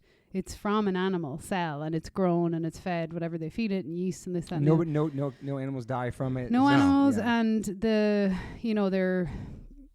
you're literally taking out the suffering. Obviously, you're taking out the land use becomes so minimum. Pollution from feeding it, and also what you put in, because a big problem, like we're so wasteful, because to grow a cow, the amount of grain you have to put into a cow, you get back like 10% of what you put into it as the food caloric that comes out for people. It's so wasteful. So if you cut out the middleman being the animal, and people either straight eat the plants and crops, which we should be doing, but now we have a technology where everybody wins. You can still literally have your meat. Have your meat and eat it. It's fascinating. I hate when people say like, what if people stopped eating animals? Where would all the cows go? Oh my God. They're not cows.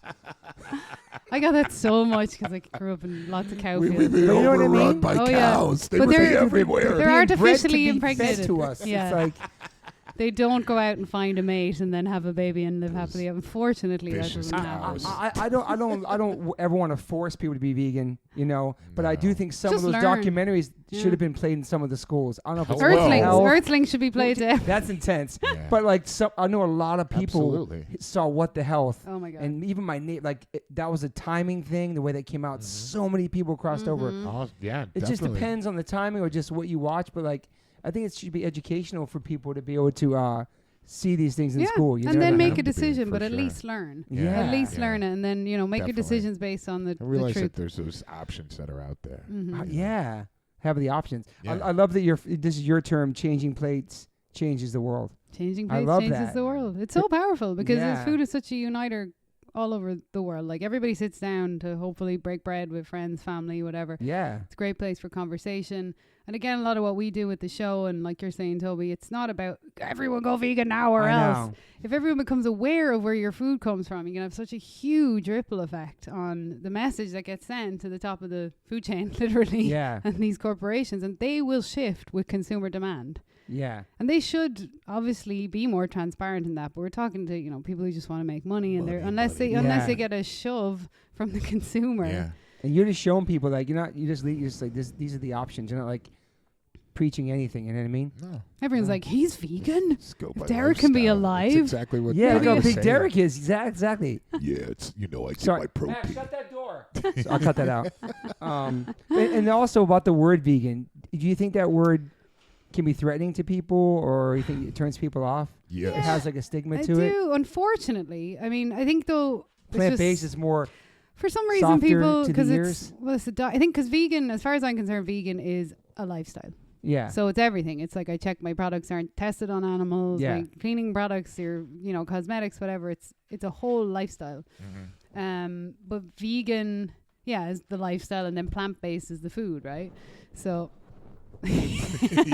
Totally swirling.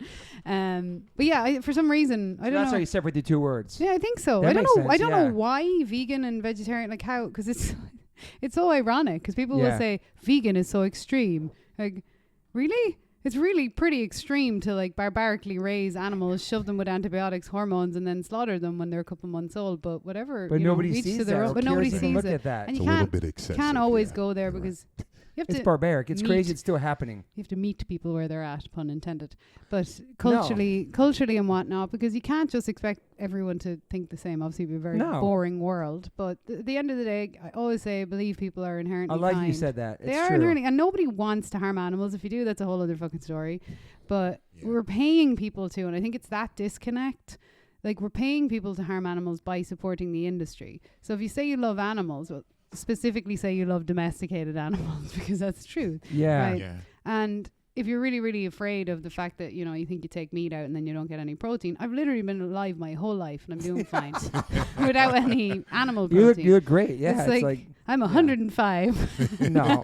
But that's the main thing, the protein thing and all that stuff. It's again, marketing though, it was so targeted, especially at men. Like, you need your protein. Milk does the body protein is a straight of amino acid. Nobody even knows what it is, but they just say it. Yeah. Whereas everyone's lacking fiber. There's like an international fiber dilemma happening. Nobody's getting enough fiber, but everyone's like, protein. A lot of constipated people out here. Which makes I got friends who ask me about it.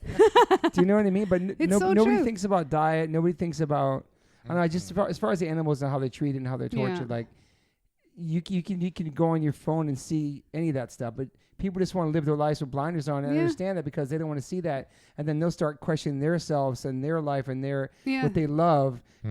Some people don't want to sacrifice their everyday thing because that's all they know, and they don't know anything better. Well, that's what I don't know. You know, it's really nice. It's convenience a lot too. About you know, traveling, when we're able to travel and check out different people and cultures and things that are really growing. People are creating things that are close to home, you know, not so off the chart where it's like, oh, try this, you know, it's something so good for you and the planet. Things are really close to home where they make these like vegan burgers or plant-based burgers or the type of fake meat stuff. It's closer to home for people to do a transition. And totally. I love that. And I think, and the taste has become incredible with a lot of these different products and what people are discovering. And it's challenging for, I think, a lot of chefs to go in this direction, but it's really working. You know, there's people that go into restaurants that have, you know, you ask restaurant owners who have like a plant-based place and they're like, oh, it's 50-50. Yeah. Most of the clients are from, you know, or meat eaters, which is great to hear. I love that. So I think that, you know, that's evolved tremendously. 100%. You know, the taste, which, you know, some people are just like, I just want something to taste good. You know, good food is good food. We just knock all the labels. Like, good food is good food. I agree. I cook all the time for friends. I don't say anything. Right. On tour, I bring people places. I don't use the word vegan, and then they're like, "There was no meat in that." Right. Like, I love that. You'll survive. I love that. Because you just normalize it, right? Yeah. Let's just normalize it. I know. Like, that it's normal. It's not some weird. It's not a debate. It's not. Yeah. Like, if we all do a little bit more and we shift that way, it is absolutely indisputable that it is better for the planet, the oceans, the whole shebang, the forest, your body. The list goes on of the positive notes effects that happens if you do another list of the other side. You know, it's far less. And health-wise, like, the science is pretty strong, and you know, there's endless meta-analysis now saying that eating mostly plant-based, and obviously people can debate bits and pieces. It's not the point. I choose to be fully plant-based, but even if you are like mostly plant-based, the health markers are pretty astounding, and there's many you know, great doctors out there. That. It's like, of course, it's I always laugh because you bring it right back to your parents told you to eat your vegetables. I was just going to say something about your parents. It's so simple. Right. All of our parents were trying to get us to eat vegetables when we were kids. It's like a global thing. That's it. Just eat your veggies. It's crazy. Your parents are like, our daughter was really onto something. This whole vegan thing really took off. Like, your parents, like 20 years later, did they try to eat better now? We interviewed them. Okay, did they try to eat better now, or? Yeah, they're very good now. They're mostly plant-based now. Wow. But it's so funny because we were talking about this. That's interesting. It's like the people closest to you will never listen to you until someone else says the same. I always it's so true. It's so bizarre. Like, my mum turned around to me a couple of years ago, and I used to be shocked because I really got anti-dairy industry young. Yeah. So I found out about veal, and no one ever knew. You know, that's why veal exists, because they're taking away blah blah blah. So this is me in the house, like, throwing milk across the kitchen. Stop buying this. I'm telling my mum, like, it causes inflammation and blah blah blah. Yeah. Like 15 years later, she turns around and she's like, my friend Anne told me that dairy's inflammatory. I was like, It's so true. But everyone I know has that story about family or a partner or something, because it's very normal human, you know, your closest people. You're not going to listen until they hear from an outside source. Now they're going around bragging about it, and it's so funny. They're like, plant-based this, plant-based that. And you're like, dairy. Okay. It's great. But that's moons. No, shout out to my mother-in-law, Kathy. Shout out, Kathy. It's the same for her. Like throughout the years, Moon was vegan since the 80s. She had a cow and all that stuff. But later on, like the past 10, 15 years, her mom's been more conscious about what she's eating. Oh, you heard about this or that? And she's like, yeah, I've been telling you, but that's cool. You want to find it on your own. Yeah. That's just like Mike Judge. He was in Youth of Today and he's vegetarian bands, but he felt like he was being not preached to, but kind of told what to do. Mm-hmm. Yeah. Fast forward now, he's in his 50s and he's vegan. Yeah. But back then By he wasn't because himself. it was the way it was presented to him. Mm-hmm. Yeah. You got to find it on your own. You know what I mean? Absolutely. Your own way. No doubt. I mean, if somebody was forcing it on me, then I would definitely. I wouldn't have done it at such a young age. I'd be like, screw you, buddy. I'm doing my own thing. Or people having health scares later on in life. Oh, yeah. Mm-hmm. I mean, I can definitely get you to think differently. And it's cool that now doctors are actually saying Doctors have always said it. Well, A lot of times, like doctors about your diet. Yeah, they would always say this, but they would. A lot of times when I talk to doctors, and they would say the biggest problem is that a lot of people just don't listen. Yeah, And that's he's a good like, point. It's really hard to change a habit. Yeah, It's easier to take a pill, right? Right. For a lot of people. So Exactly. Yeah, you're right. habits So are ingrained in you. Yeah. They're in your like. You can sweet like shit. Because they've take your always like, pill. you should probably switch off, Less red especially as meat you get or- older. yeah. Less you red know, meat, and- more and- greens. Yeah, that was always been saying this. Yeah. Always been saying That's this. what's so great about the fact that we have so many documentaries now, and that So we can do many. this show and do our own channel because there's so much solid information, Solid. huge meta-analysis studies going on all over the world that you cannot, like, everyone agrees for the most part. If you eat mostly plant-based, you're going to be better off for Yeah. everyone. So Yeah, it's amazing. So I'm undeniable just like, watch proof the there, documentaries, read your labels a little more, educate yourself, make your decisions then when you have the information. What's the main goal for the show? To inspire people? I think normalizing it, I Obviously always inspi- feel like yeah. just Yeah. making it very, inspiring people to just think about Yeah. having more plant-based options, but also the connection to everything. Because I think that people don't realize a lot That's that, a good point. you know, if you're buying just meat or dairy, you think, okay, the animal part is one thing, the ethics of it. You're like, okay, an animal was killed for this. Most people know that. But you don't see this huge ripple effect of what went into it, the transportation, the carbon footprint, the clearing of the rainforest, the growing of the crops to feed. It's so huge that when you start to open that can of worms, with the show we can do like a really fun educational way of like, look, this is how we live and eat, and we're finding all these cool stories. But did you know? Because you have to sort of slowly piece that out because it's a lot of information. You've It's no a idea. lot, You're simply yeah. going to the shop to buy a piece of bacon or cheese, Yeah. and you're paying for something that has this massive tidal wave the effect whole across the world. right. Yeah. And it's all connected. And it is literally all connected. And by not supporting that industry, we squash. It's the closest thing to a panacea that we have is getting the world more and more plant-based. Yeah. I know, like, sometimes people say it's a big statement. I'm not saying it is panacea. There's other problems in the world. I know we've war, we've all sorts of human problems to sort out. Of But course. if we shifted more and more plant-based or vegan, whatever you want to fucking call it, I don't care. Just want to see me do it. Yeah. That's not, it's astounding. Like the rewilding that can go on, the giving the rainforest back, letting the land be the land. It's just, it's a no-brainer. Yeah, I mean, even like Meatless Mondays and all that stuff, when people's great. trying, it's just, at least they're trying. Exactly. I always Absolutely. support that. Absolutely. And we do too. You know, absolutely. Yeah. Absolutely. 100%. Some people are like, It's that's support- not enough. It's like, no, Yeah. they're trying to cross over and try it that out. support is extremely important, I Yeah. think. You know. And having experts from all these different fields that we've, like, literally we're talking to everyone from like automotive people to urologists. So Urologist too, yeah, we yeah, had a lot of fun with the urologist. Yeah, Derek got his full exam. Really? No. That yeah, episode's gonna be funny. you should have my friend the cardiologist from Cedars who's vegan. Which one? He runs the cardiology department at Cedars yeah. Sinai. Yeah, we're doing a cardiology episode. Oh, I'll give you definitely. his name too. Yeah, He's no, all totally. vegan. Yeah. I met him at Crossroads. Yeah. He gave me a whole heart thing for free. Did the whole scan of me. Yeah, Everything was we awesome. should do that on camera as well. Yeah. I should Yeah. connect you. That's awesome. Yeah. Mhm.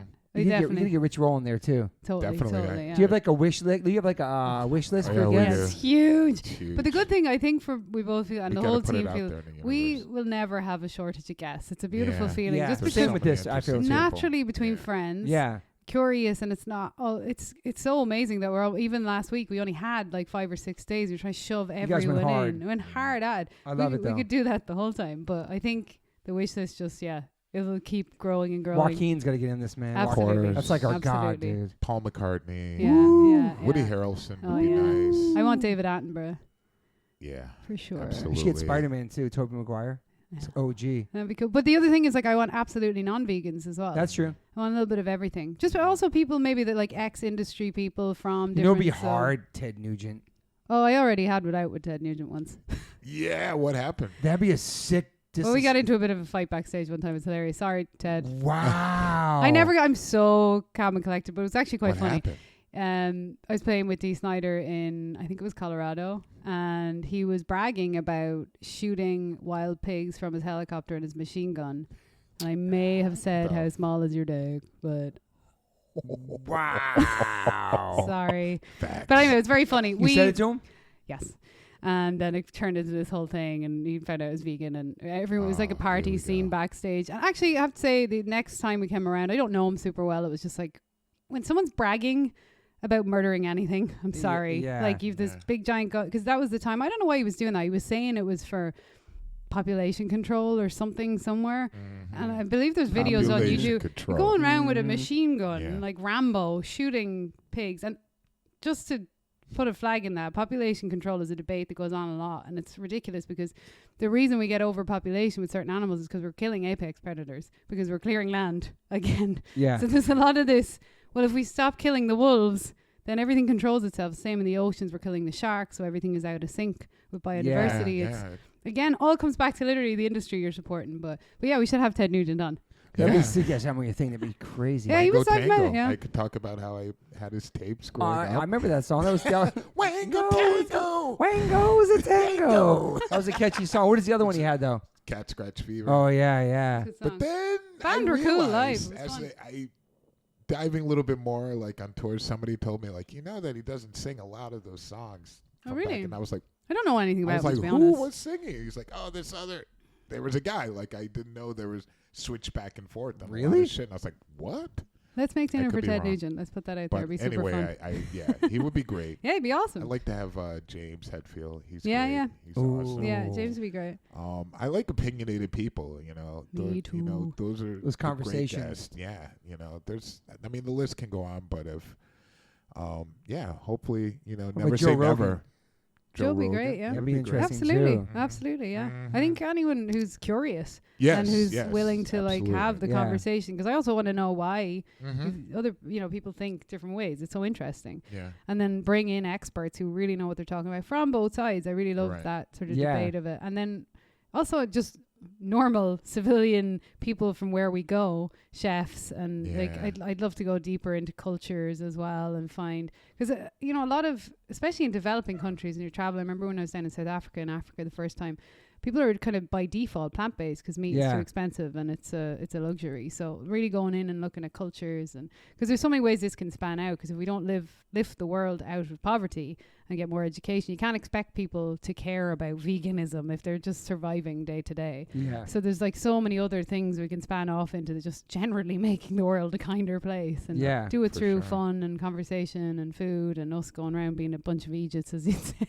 Is activism just as important as music to you, or probably more? Way more. Yeah. Way like more. you're every day thinking about stuff to change the world and So how I can tell. It's work all day long. I just ended up being a musician. That gives me a platform. Yeah. No, it's activism is the whole. And I kind of hate the term activism now because it's been so diluted and everyone's Yeah. like a performative activist on social media if you have a sticker. Yeah.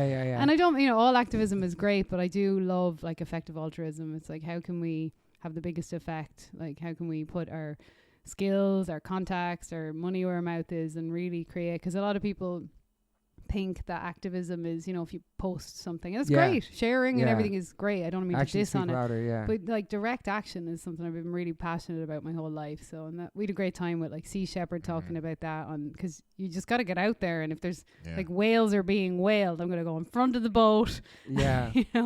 You have to make it. Have you been in some crazy situations? Oh, like I did a defending lot of animals? rescue. Yeah, a lot of rescue back in the day. A lot of horrible rescue stuff. So I had to, and it's good that I stepped sort of to this side of it and became a musician because it can mentally drain you big time. Yeah. Because there's a lot of seeing horrible abuse for many years and going through the system with for a lot of farmed animals, downed animals, circus situations, Oh, yeah, domestic animal hoarders.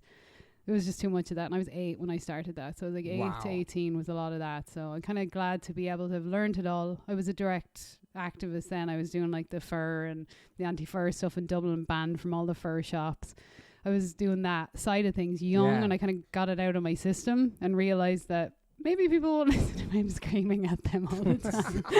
Maybe there's a And then I better got into approach. food, and food is such a beautiful way to communicate, right? So Yeah, and your passion's the same for animals, but the way you, I guess you lead by example more than just kind of when you were young. You're more like went hard with it, right? Yeah, and I think that's everyone when they're a teenager. Yeah, for sure. Right? When you first get into it, "Ah!"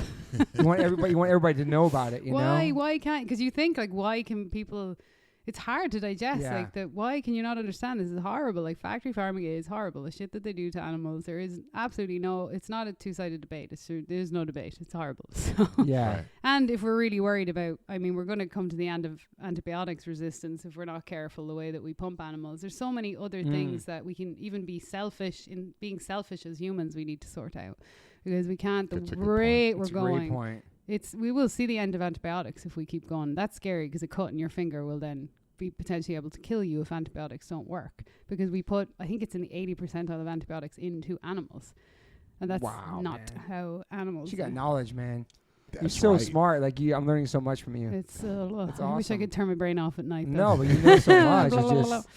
But you have to, arm yourself with. I wanted to learn over the years that I wanted to really know what was going on, because I want nothing more than to be wrong.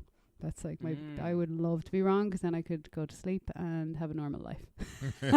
do you sleep good at night? Yes and no. I go through phases because I tour, and then also just the way my brain works and project managing things and doing. I work in a lot of different things. But yes, I go through phases. I'm better than I was, but I will wake up in the middle of the night thinking about like numbers and then writing down ideas and new documentary ideas or whatnot. And Yeah, your mind's always going. blah blah blah blah blah. Do you have any rituals or anything that keep you chill or? Yeah, no screens at night. I read, always in bed, lavender, all that stuff. I try that, but you guys know when you're touring, you're never in one place for long enough. Yeah. I try Yeah. to wind down like the light. Have to wind the light down, so I don't want to be looking at like bright lights at night. But it's hard to control when you're on the road all the time, as we all know. It's like Yeah. you get into a routine. You're like, oh, that was nice. I was home for 3 weeks now. I can live on a tour bus for 3 months. It's hard to shut down and turn off. Yeah, but I think also just being in your personal space, taking a bit of personal space. For me, reading is a big way to escape. I'll just always have a book with me and Yeah. something nice like lavender scented, Oh, just smells, you mean? Yeah. Wow. Because I think it's, even though I don't know if it's a placebo, but for me, it's like if I smell, okay, now I know it's nighttime. Lavender. Yeah. Okay, so it's the thing, yeah. Certain scents, yeah. Yeah, definitely and not activate. eating too late, which is Right. kind of hard. But and drinking no caffeine after. Well, for me, I can't have it after 12 or when I will not sleep. After so. 12 noon? Wow. But I'm an early riser, so I'm like jacking it up in the morning, loads of caffeine. And What then time are you up? 6 in the morning, 5 in the morning? it can be any time between 6 and 8, 5 and 6. It Do you just work, depends. Yeah. You work out too? I don't work out like super heavy gym or anything, but I do yoga. I'm pretty consistent. Like Yeah, I move yoga, every day. yeah. Yoga, consistent moving of some type. Are you sober too or no? Well, I was never drunk. Ever? As in, like, I've never had a drinking issue. Okay. I drink a little, but I'm not a heavy drinker. I can give or take. Yeah. I do like a nice glass of wine or scotch. I can't. The problem is I can drink everyone under the table. So this But yeah, no, I've never been naturally a heavy drinker. I can give or take, but I enjoy a drink every now and then. If I want it, I want it. If I don't, I don't. So never kind of had to go sober because I never had a issue. Yeah. But I think it's rad. What was like your last normal job before you became a full-time musician? I never had one. Wow. I know, right? I mean, I worked in bars. Okay. But I was also working in the band, so I would play sets in between pulling pints. So that was like 20s? Yeah. Yeah, I had like late teens. So collecting glasses when I Wow. was That's incredible. 14, 15. Yeah, it was always a workhorse. That's incredible. She's Go. been doing music and just Yeah, music and grinding, man. just saving animals and playing music and annoying people with vegetables. Have some very vegetables. So when will Highway to Health come out? Like, what's the deal? Is there a date? Yeah. Plan Is there is- official date? It's going to be on YouTube, and how many Ooh. episodes will drop? Is it Ooh. one all at the same time like people do? No. Okay. So it's weird because we have to re-engineer the footage. So we shot it to be a season, a traditional like 40, 45 minute minutes. episode. And And now now? we're rechopping it to like 10, 15 minute. Yeah. Really? Yeah. Yeah, I mean, each certain parts we can divide up because each episode had 4 guests, maybe sometimes, okay. depending. So it can Yeah. be divided. So to do all editing. Wow. Right. So we have to re-engineer it, yeah. And I think it'll flow in a really cool way where people can come back, check it out, and just be really Mm-hmm. interested in it. So you're know? gonna drop it like a TV show, like weekly? YouTube. Like Well, a podcast? Yeah. yeah, kind of. Okay. There'll be multiple episodes a week in the beginning because you have to like blast the algorithm. So it's a lot of trial and error. You know, Yeah. we have to. I think it's going to be very humbling because we have to figure out what people like, what people react to, we just what really want hits. people's reactions, Yeah. and whether negative or positive, hopefully positive. And, Be you nice, know, and kids. I think it will be. So many people have been asking, like, when's it coming out? Mhm. But it'll be great now that we'll have this platform. We can just direct people Yeah. there, and then really get the ball flowing to get it on the network on the second season and Mhm. do Yeah. even better. You know, like I think it's really smart, man. yeah. I wish this happened a while ago because of the Yeah. pandemic, but you've been busy, everybody's been busy, but it's just a great DIY, and then, you can branch off and actually find a network that works for you. And Yeah. Mhm. Why not put it out? We kind of got to the point where like, hold on a minute, this is great stuff sitting on Mhm. hard drives. We have a team ready to edit. Let's go. Yeah, Let's there's just put it massive out. podcasts on Mhm. YouTube.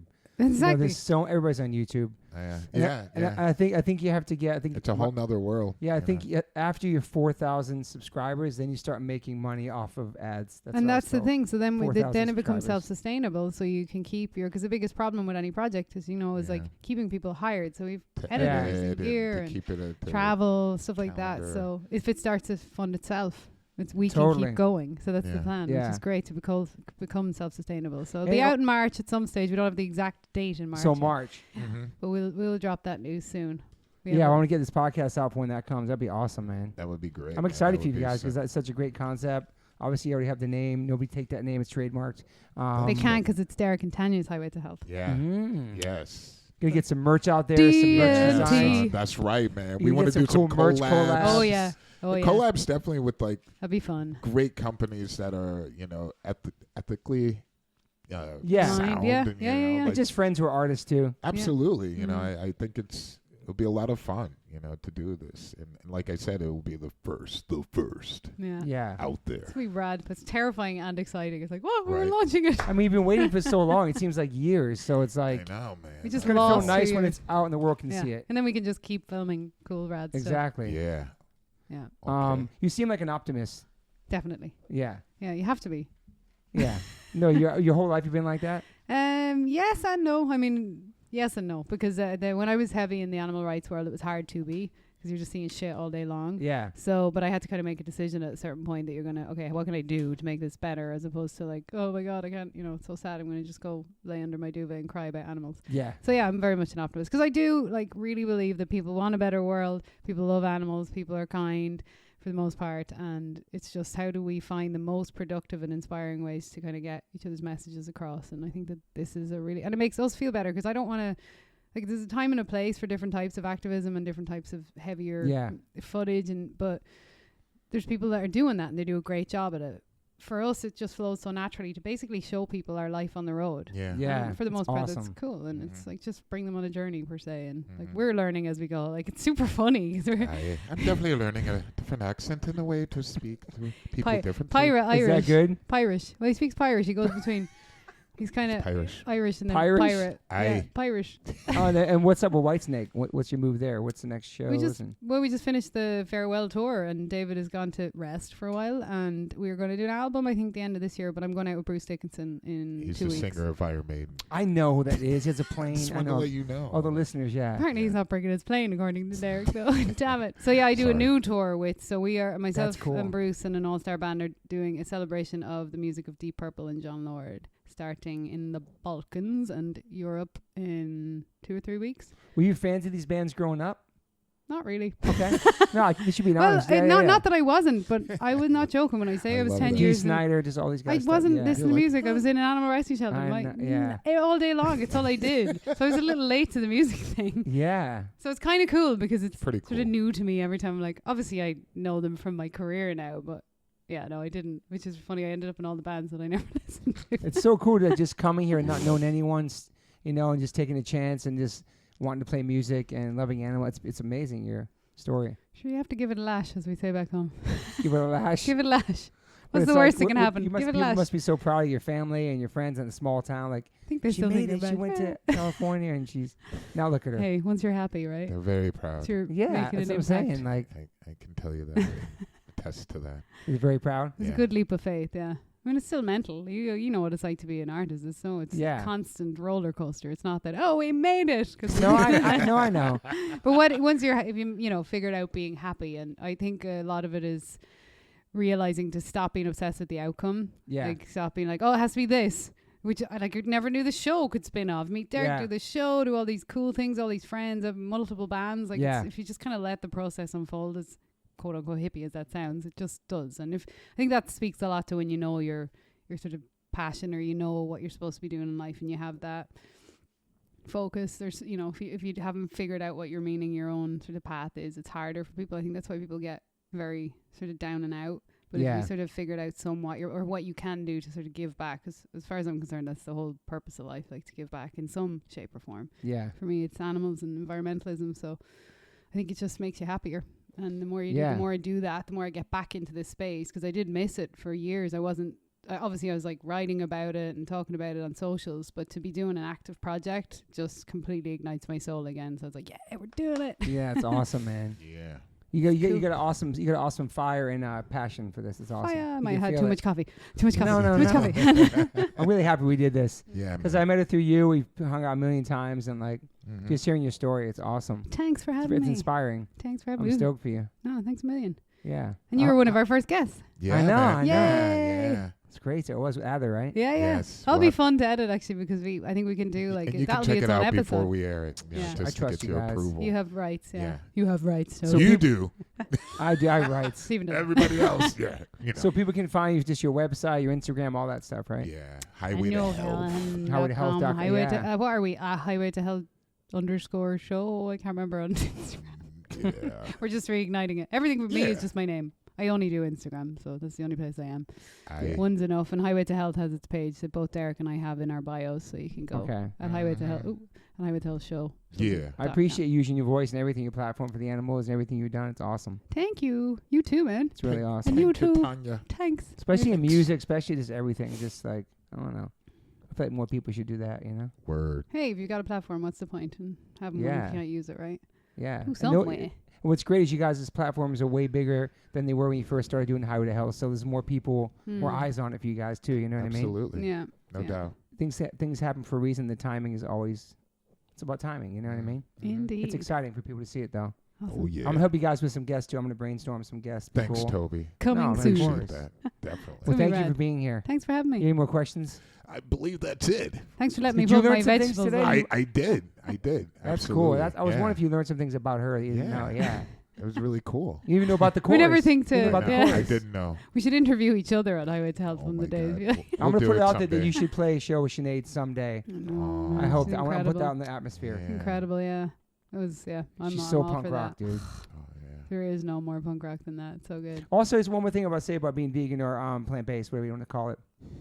There's something punk rock about going against the norm in society. That's what it is. Down your throat your whole life. Yeah. Do you know what I'm saying? Like, there's something punk rock about that. Does that frustrate you coming from like hardcore punk I mean, scene? It's just the most like against grain black sheep punk thing you can do. Is just like, oh, everybody's eating that. I'm not doing that. Why do you think people don't? Because there is a lot of hardcore punk rock and vegan, but there's also a lot that aren't. Yeah. Like, it's so interesting because it literally is like, and when I say anarchism, I mean like original anarchy, like that, and it's not bow down to just what the system says or whatever. Yeah. But it is amazing that not more people are latching on to. That's exactly what this is. It's like standing up as humans together and being taking like it to the Discharge, MDC, all those bands from back then, Crass, all those bands. We have to have like an entire episode just on like hardcore punk rock vegans. It's true. I mean, then we get the punk rock vegan movie that me and we're all in. Yeah. Mm-hmm. Then we're all in. Yeah. Yeah. Oh yeah, we're all in it. I haven't seen it yet. Is it out right now? Is it good? No.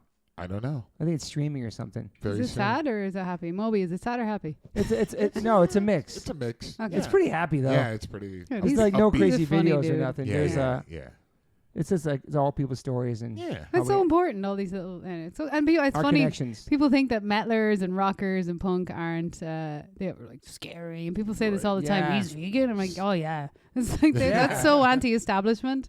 And just people look at Derek would never think that. Yeah, it's great. How'd you get those muscles? No, you know what I mean. You're a big muscular man. I'm saying it's like He's a great example. But it stereotypes just everything we've been taught our whole lives. I think we're okay. I think the other thing about the show is we can represent very well. It's not a phase we're going through. We haven't been doing it for 2 years. It's literally pretty much been alive, both of us, our whole lives without animal protein. you since you were a little kid is crazy. I've never had meat. Neither's my son. It's long, like, so it's. But We're just making clearly that- fine. But making that connection as a kid is insane. Oh, there's little cows, eyes are the same as puppies' eyes. And I they're know. looking back at you and you're like, why would we kill this? But in America, it's like you don't see them. You don't have that get the connection books with on animals. the farm in the People I know- dell. Yeah. There's people I know have Never seen seen a an cow. animal. Cows I go mean, it moo. really has an impact Yes. when you're able to see live, Yeah. like right in front of you. That's why I think it's important for people to be able to go to a shelter Big time. Mhm. and check it out and see the reality that's happening. Another reality, Yeah. Mhm. I mean, instead of the one that's like maybe in their head or that's fabricated from Mhm. mass media, but Mhm. to see, what's really going on. There's something wrong about that. Yeah. I'm going to say this now because this will come out after, but I'm surprising my wife. She just wanted to hug her cow on her birthday, so we're going to go to Farm Sanctuary next week for her birthday and Hug surprise Bruno. Hug Bruno the cow. Okay. He's the Is best. Bruno that massive? her. Oh, I've seen Bruno before. Bruno's yeah. awesome, yeah. It's like bigger than First a time we brought house. Derek, he's I just was like, oh my God. But That was that's Bigger than biggest. Yeah. huge. Wow. This Okay.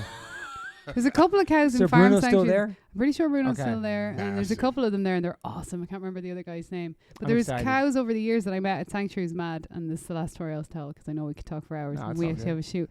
But I can't remember which sanctuary it was. And the first time I saw the cow, he's over 6 foot tall. So he's way taller than me. And I had my hair tied up, so he was quite tall.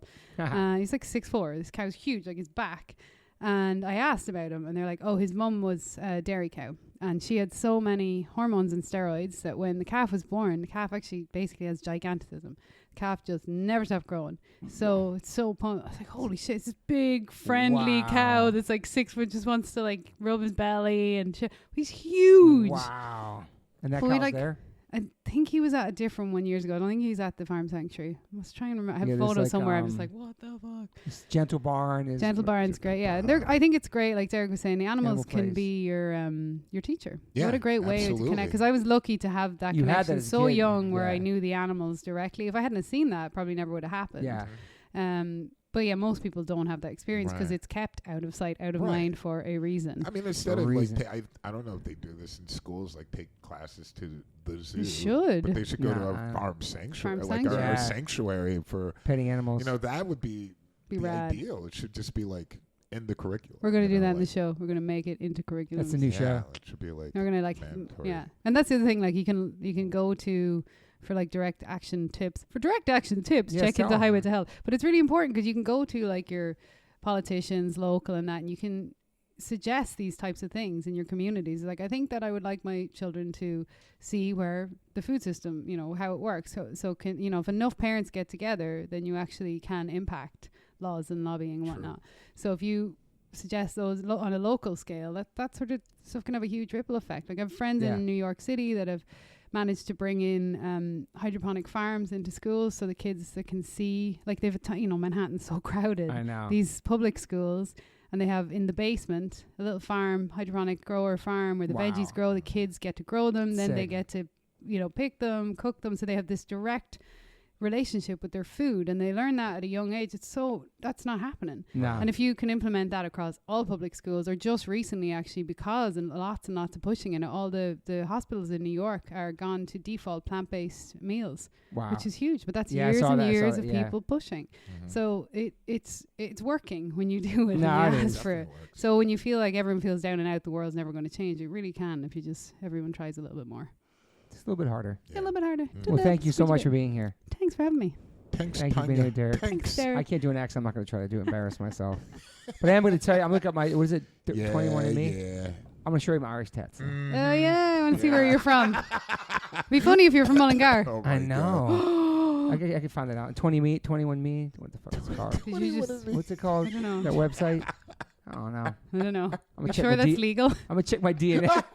I'm gonna check my DNA, whatever that website's called. Glad you didn't say 18 and me. I'd be like, Toby. No. Okay, thank you guys. All right. Bye. I've always loved sweets. That's why I have 1,000 gold teeth and had cavities my whole life. But I always loved cookies. And being a vegan and being gluten-free, it's extremely difficult to get a cookie that actually tastes good. Most of those cookies are super, super dry. Until I found Maxine's Heavenly. You probably see me post about them. They're incredible. They're gluten-free. They're vegan. They're made with no refined sugars. You can get them in Whole Foods, Sprouts, Walmart, Amazon, Maxine'sHeavenly.com. And if you're in LA, you can get my favorite restaurant, Green Table's carrying them. You can also, if you're in LA, get Uber Eats, DoorDash, and Chow Now. Super, super great company. Amazing people working there. The cookies are insane. I can eat a whole bunch of them, not like you're supposed to, but I don't feel groggy and like bloated and I have that sugar crash. And every month you should sign up for the mailing list because every month you get exclusive flavor drops and the cookies get delivered right to your house. So shout out to Maxine's Heavenly, my new sponsor. I have a cookie sponsor. I can't believe it. How old am I? I'm 53 and I'm promoting cookies because I love cookies still. I'm a big kid. Vegan, gluten-free, no refined sugars. If you listen to the Travis Barker episode, me and him talked about our love for Maxine's Heavenlies as well. Great cookie. If you're a vegan and you're gluten-free, there's no other cookie to have. Maxine's Heavenly. Go to MaxineHeavenly.com, go to shop, use my code OLLC, and get 25% off your first order. That's 25% off your first order. Go to MaxineHeavenly.com, use my code OLOC. Enjoy. These cookies are straight crack. I always ask my guests if they have any regrets. I personally don't have any regrets. Even when it comes to my tattoos, I have the silliest tattoos. Even my ET on my leg, it's still a childhood memory for me, and I love it. I've had tattoos on top of tattoos strictly because I wanted more tattoos. I started getting tattoos when I was 18. I'm 52 now, and I can't stop. I've had laser treatment before on something on my arm. It's 4 tattoos on top of each other, and that experience at that place was pretty fast. It was pretty cold. It was in and out, swiped a credit card. Don't really tell me much, didn't give me much details or anything was going to happen. So I never went back. So as of most recently, I'm so lucky enough to have had 2 sessions at Removery Tattoo Removal. My tattoo on my arm that looks like a big black blob is now super light. I've had 2 sessions. I have a long road ahead of me. None of this stuff happens overnight. You cannot take a tattoo up in one sitting. You have to be patient. And it's painful. They ice you up. It's super fast. To me, it felt like a bunch of rubber bands. But what's more painful than that is looking at something on your body that you think you're stuck with for the rest of your life. That sucks. But now for me, I'm really happy I started this journey. I'm slowly going to get this tattoo removed. I never thought in a million years I have any kind of real estate on my arm. I don't even know what I want, but it's exciting. I'm so honored to announce that One Life One Chance podcast is now with Removery. I have a code. Use TobyH20 and get $100 off your first session. Call 866-934-4570 or go to Removery.com. One of the most experienced tattoo removal companies in the world. Over 600,000 removal treatments done, 100 locations, US, Canada, and Australia. State-of-the-art peak-away laser technology, cryotechnology to reduce any discomfort. This is so exciting for me because all I do in these podcasts is talk about tattoos. From day one, if you've been listening to this podcast, we talk about tattoos, talk about getting removed, talk about getting covered up. So this is such a perfect fit for me. Once again, go to Removery.com or call 866-934-4570. Use my code TobyH20 and get $100 off. These guys are located everywhere. Try it out.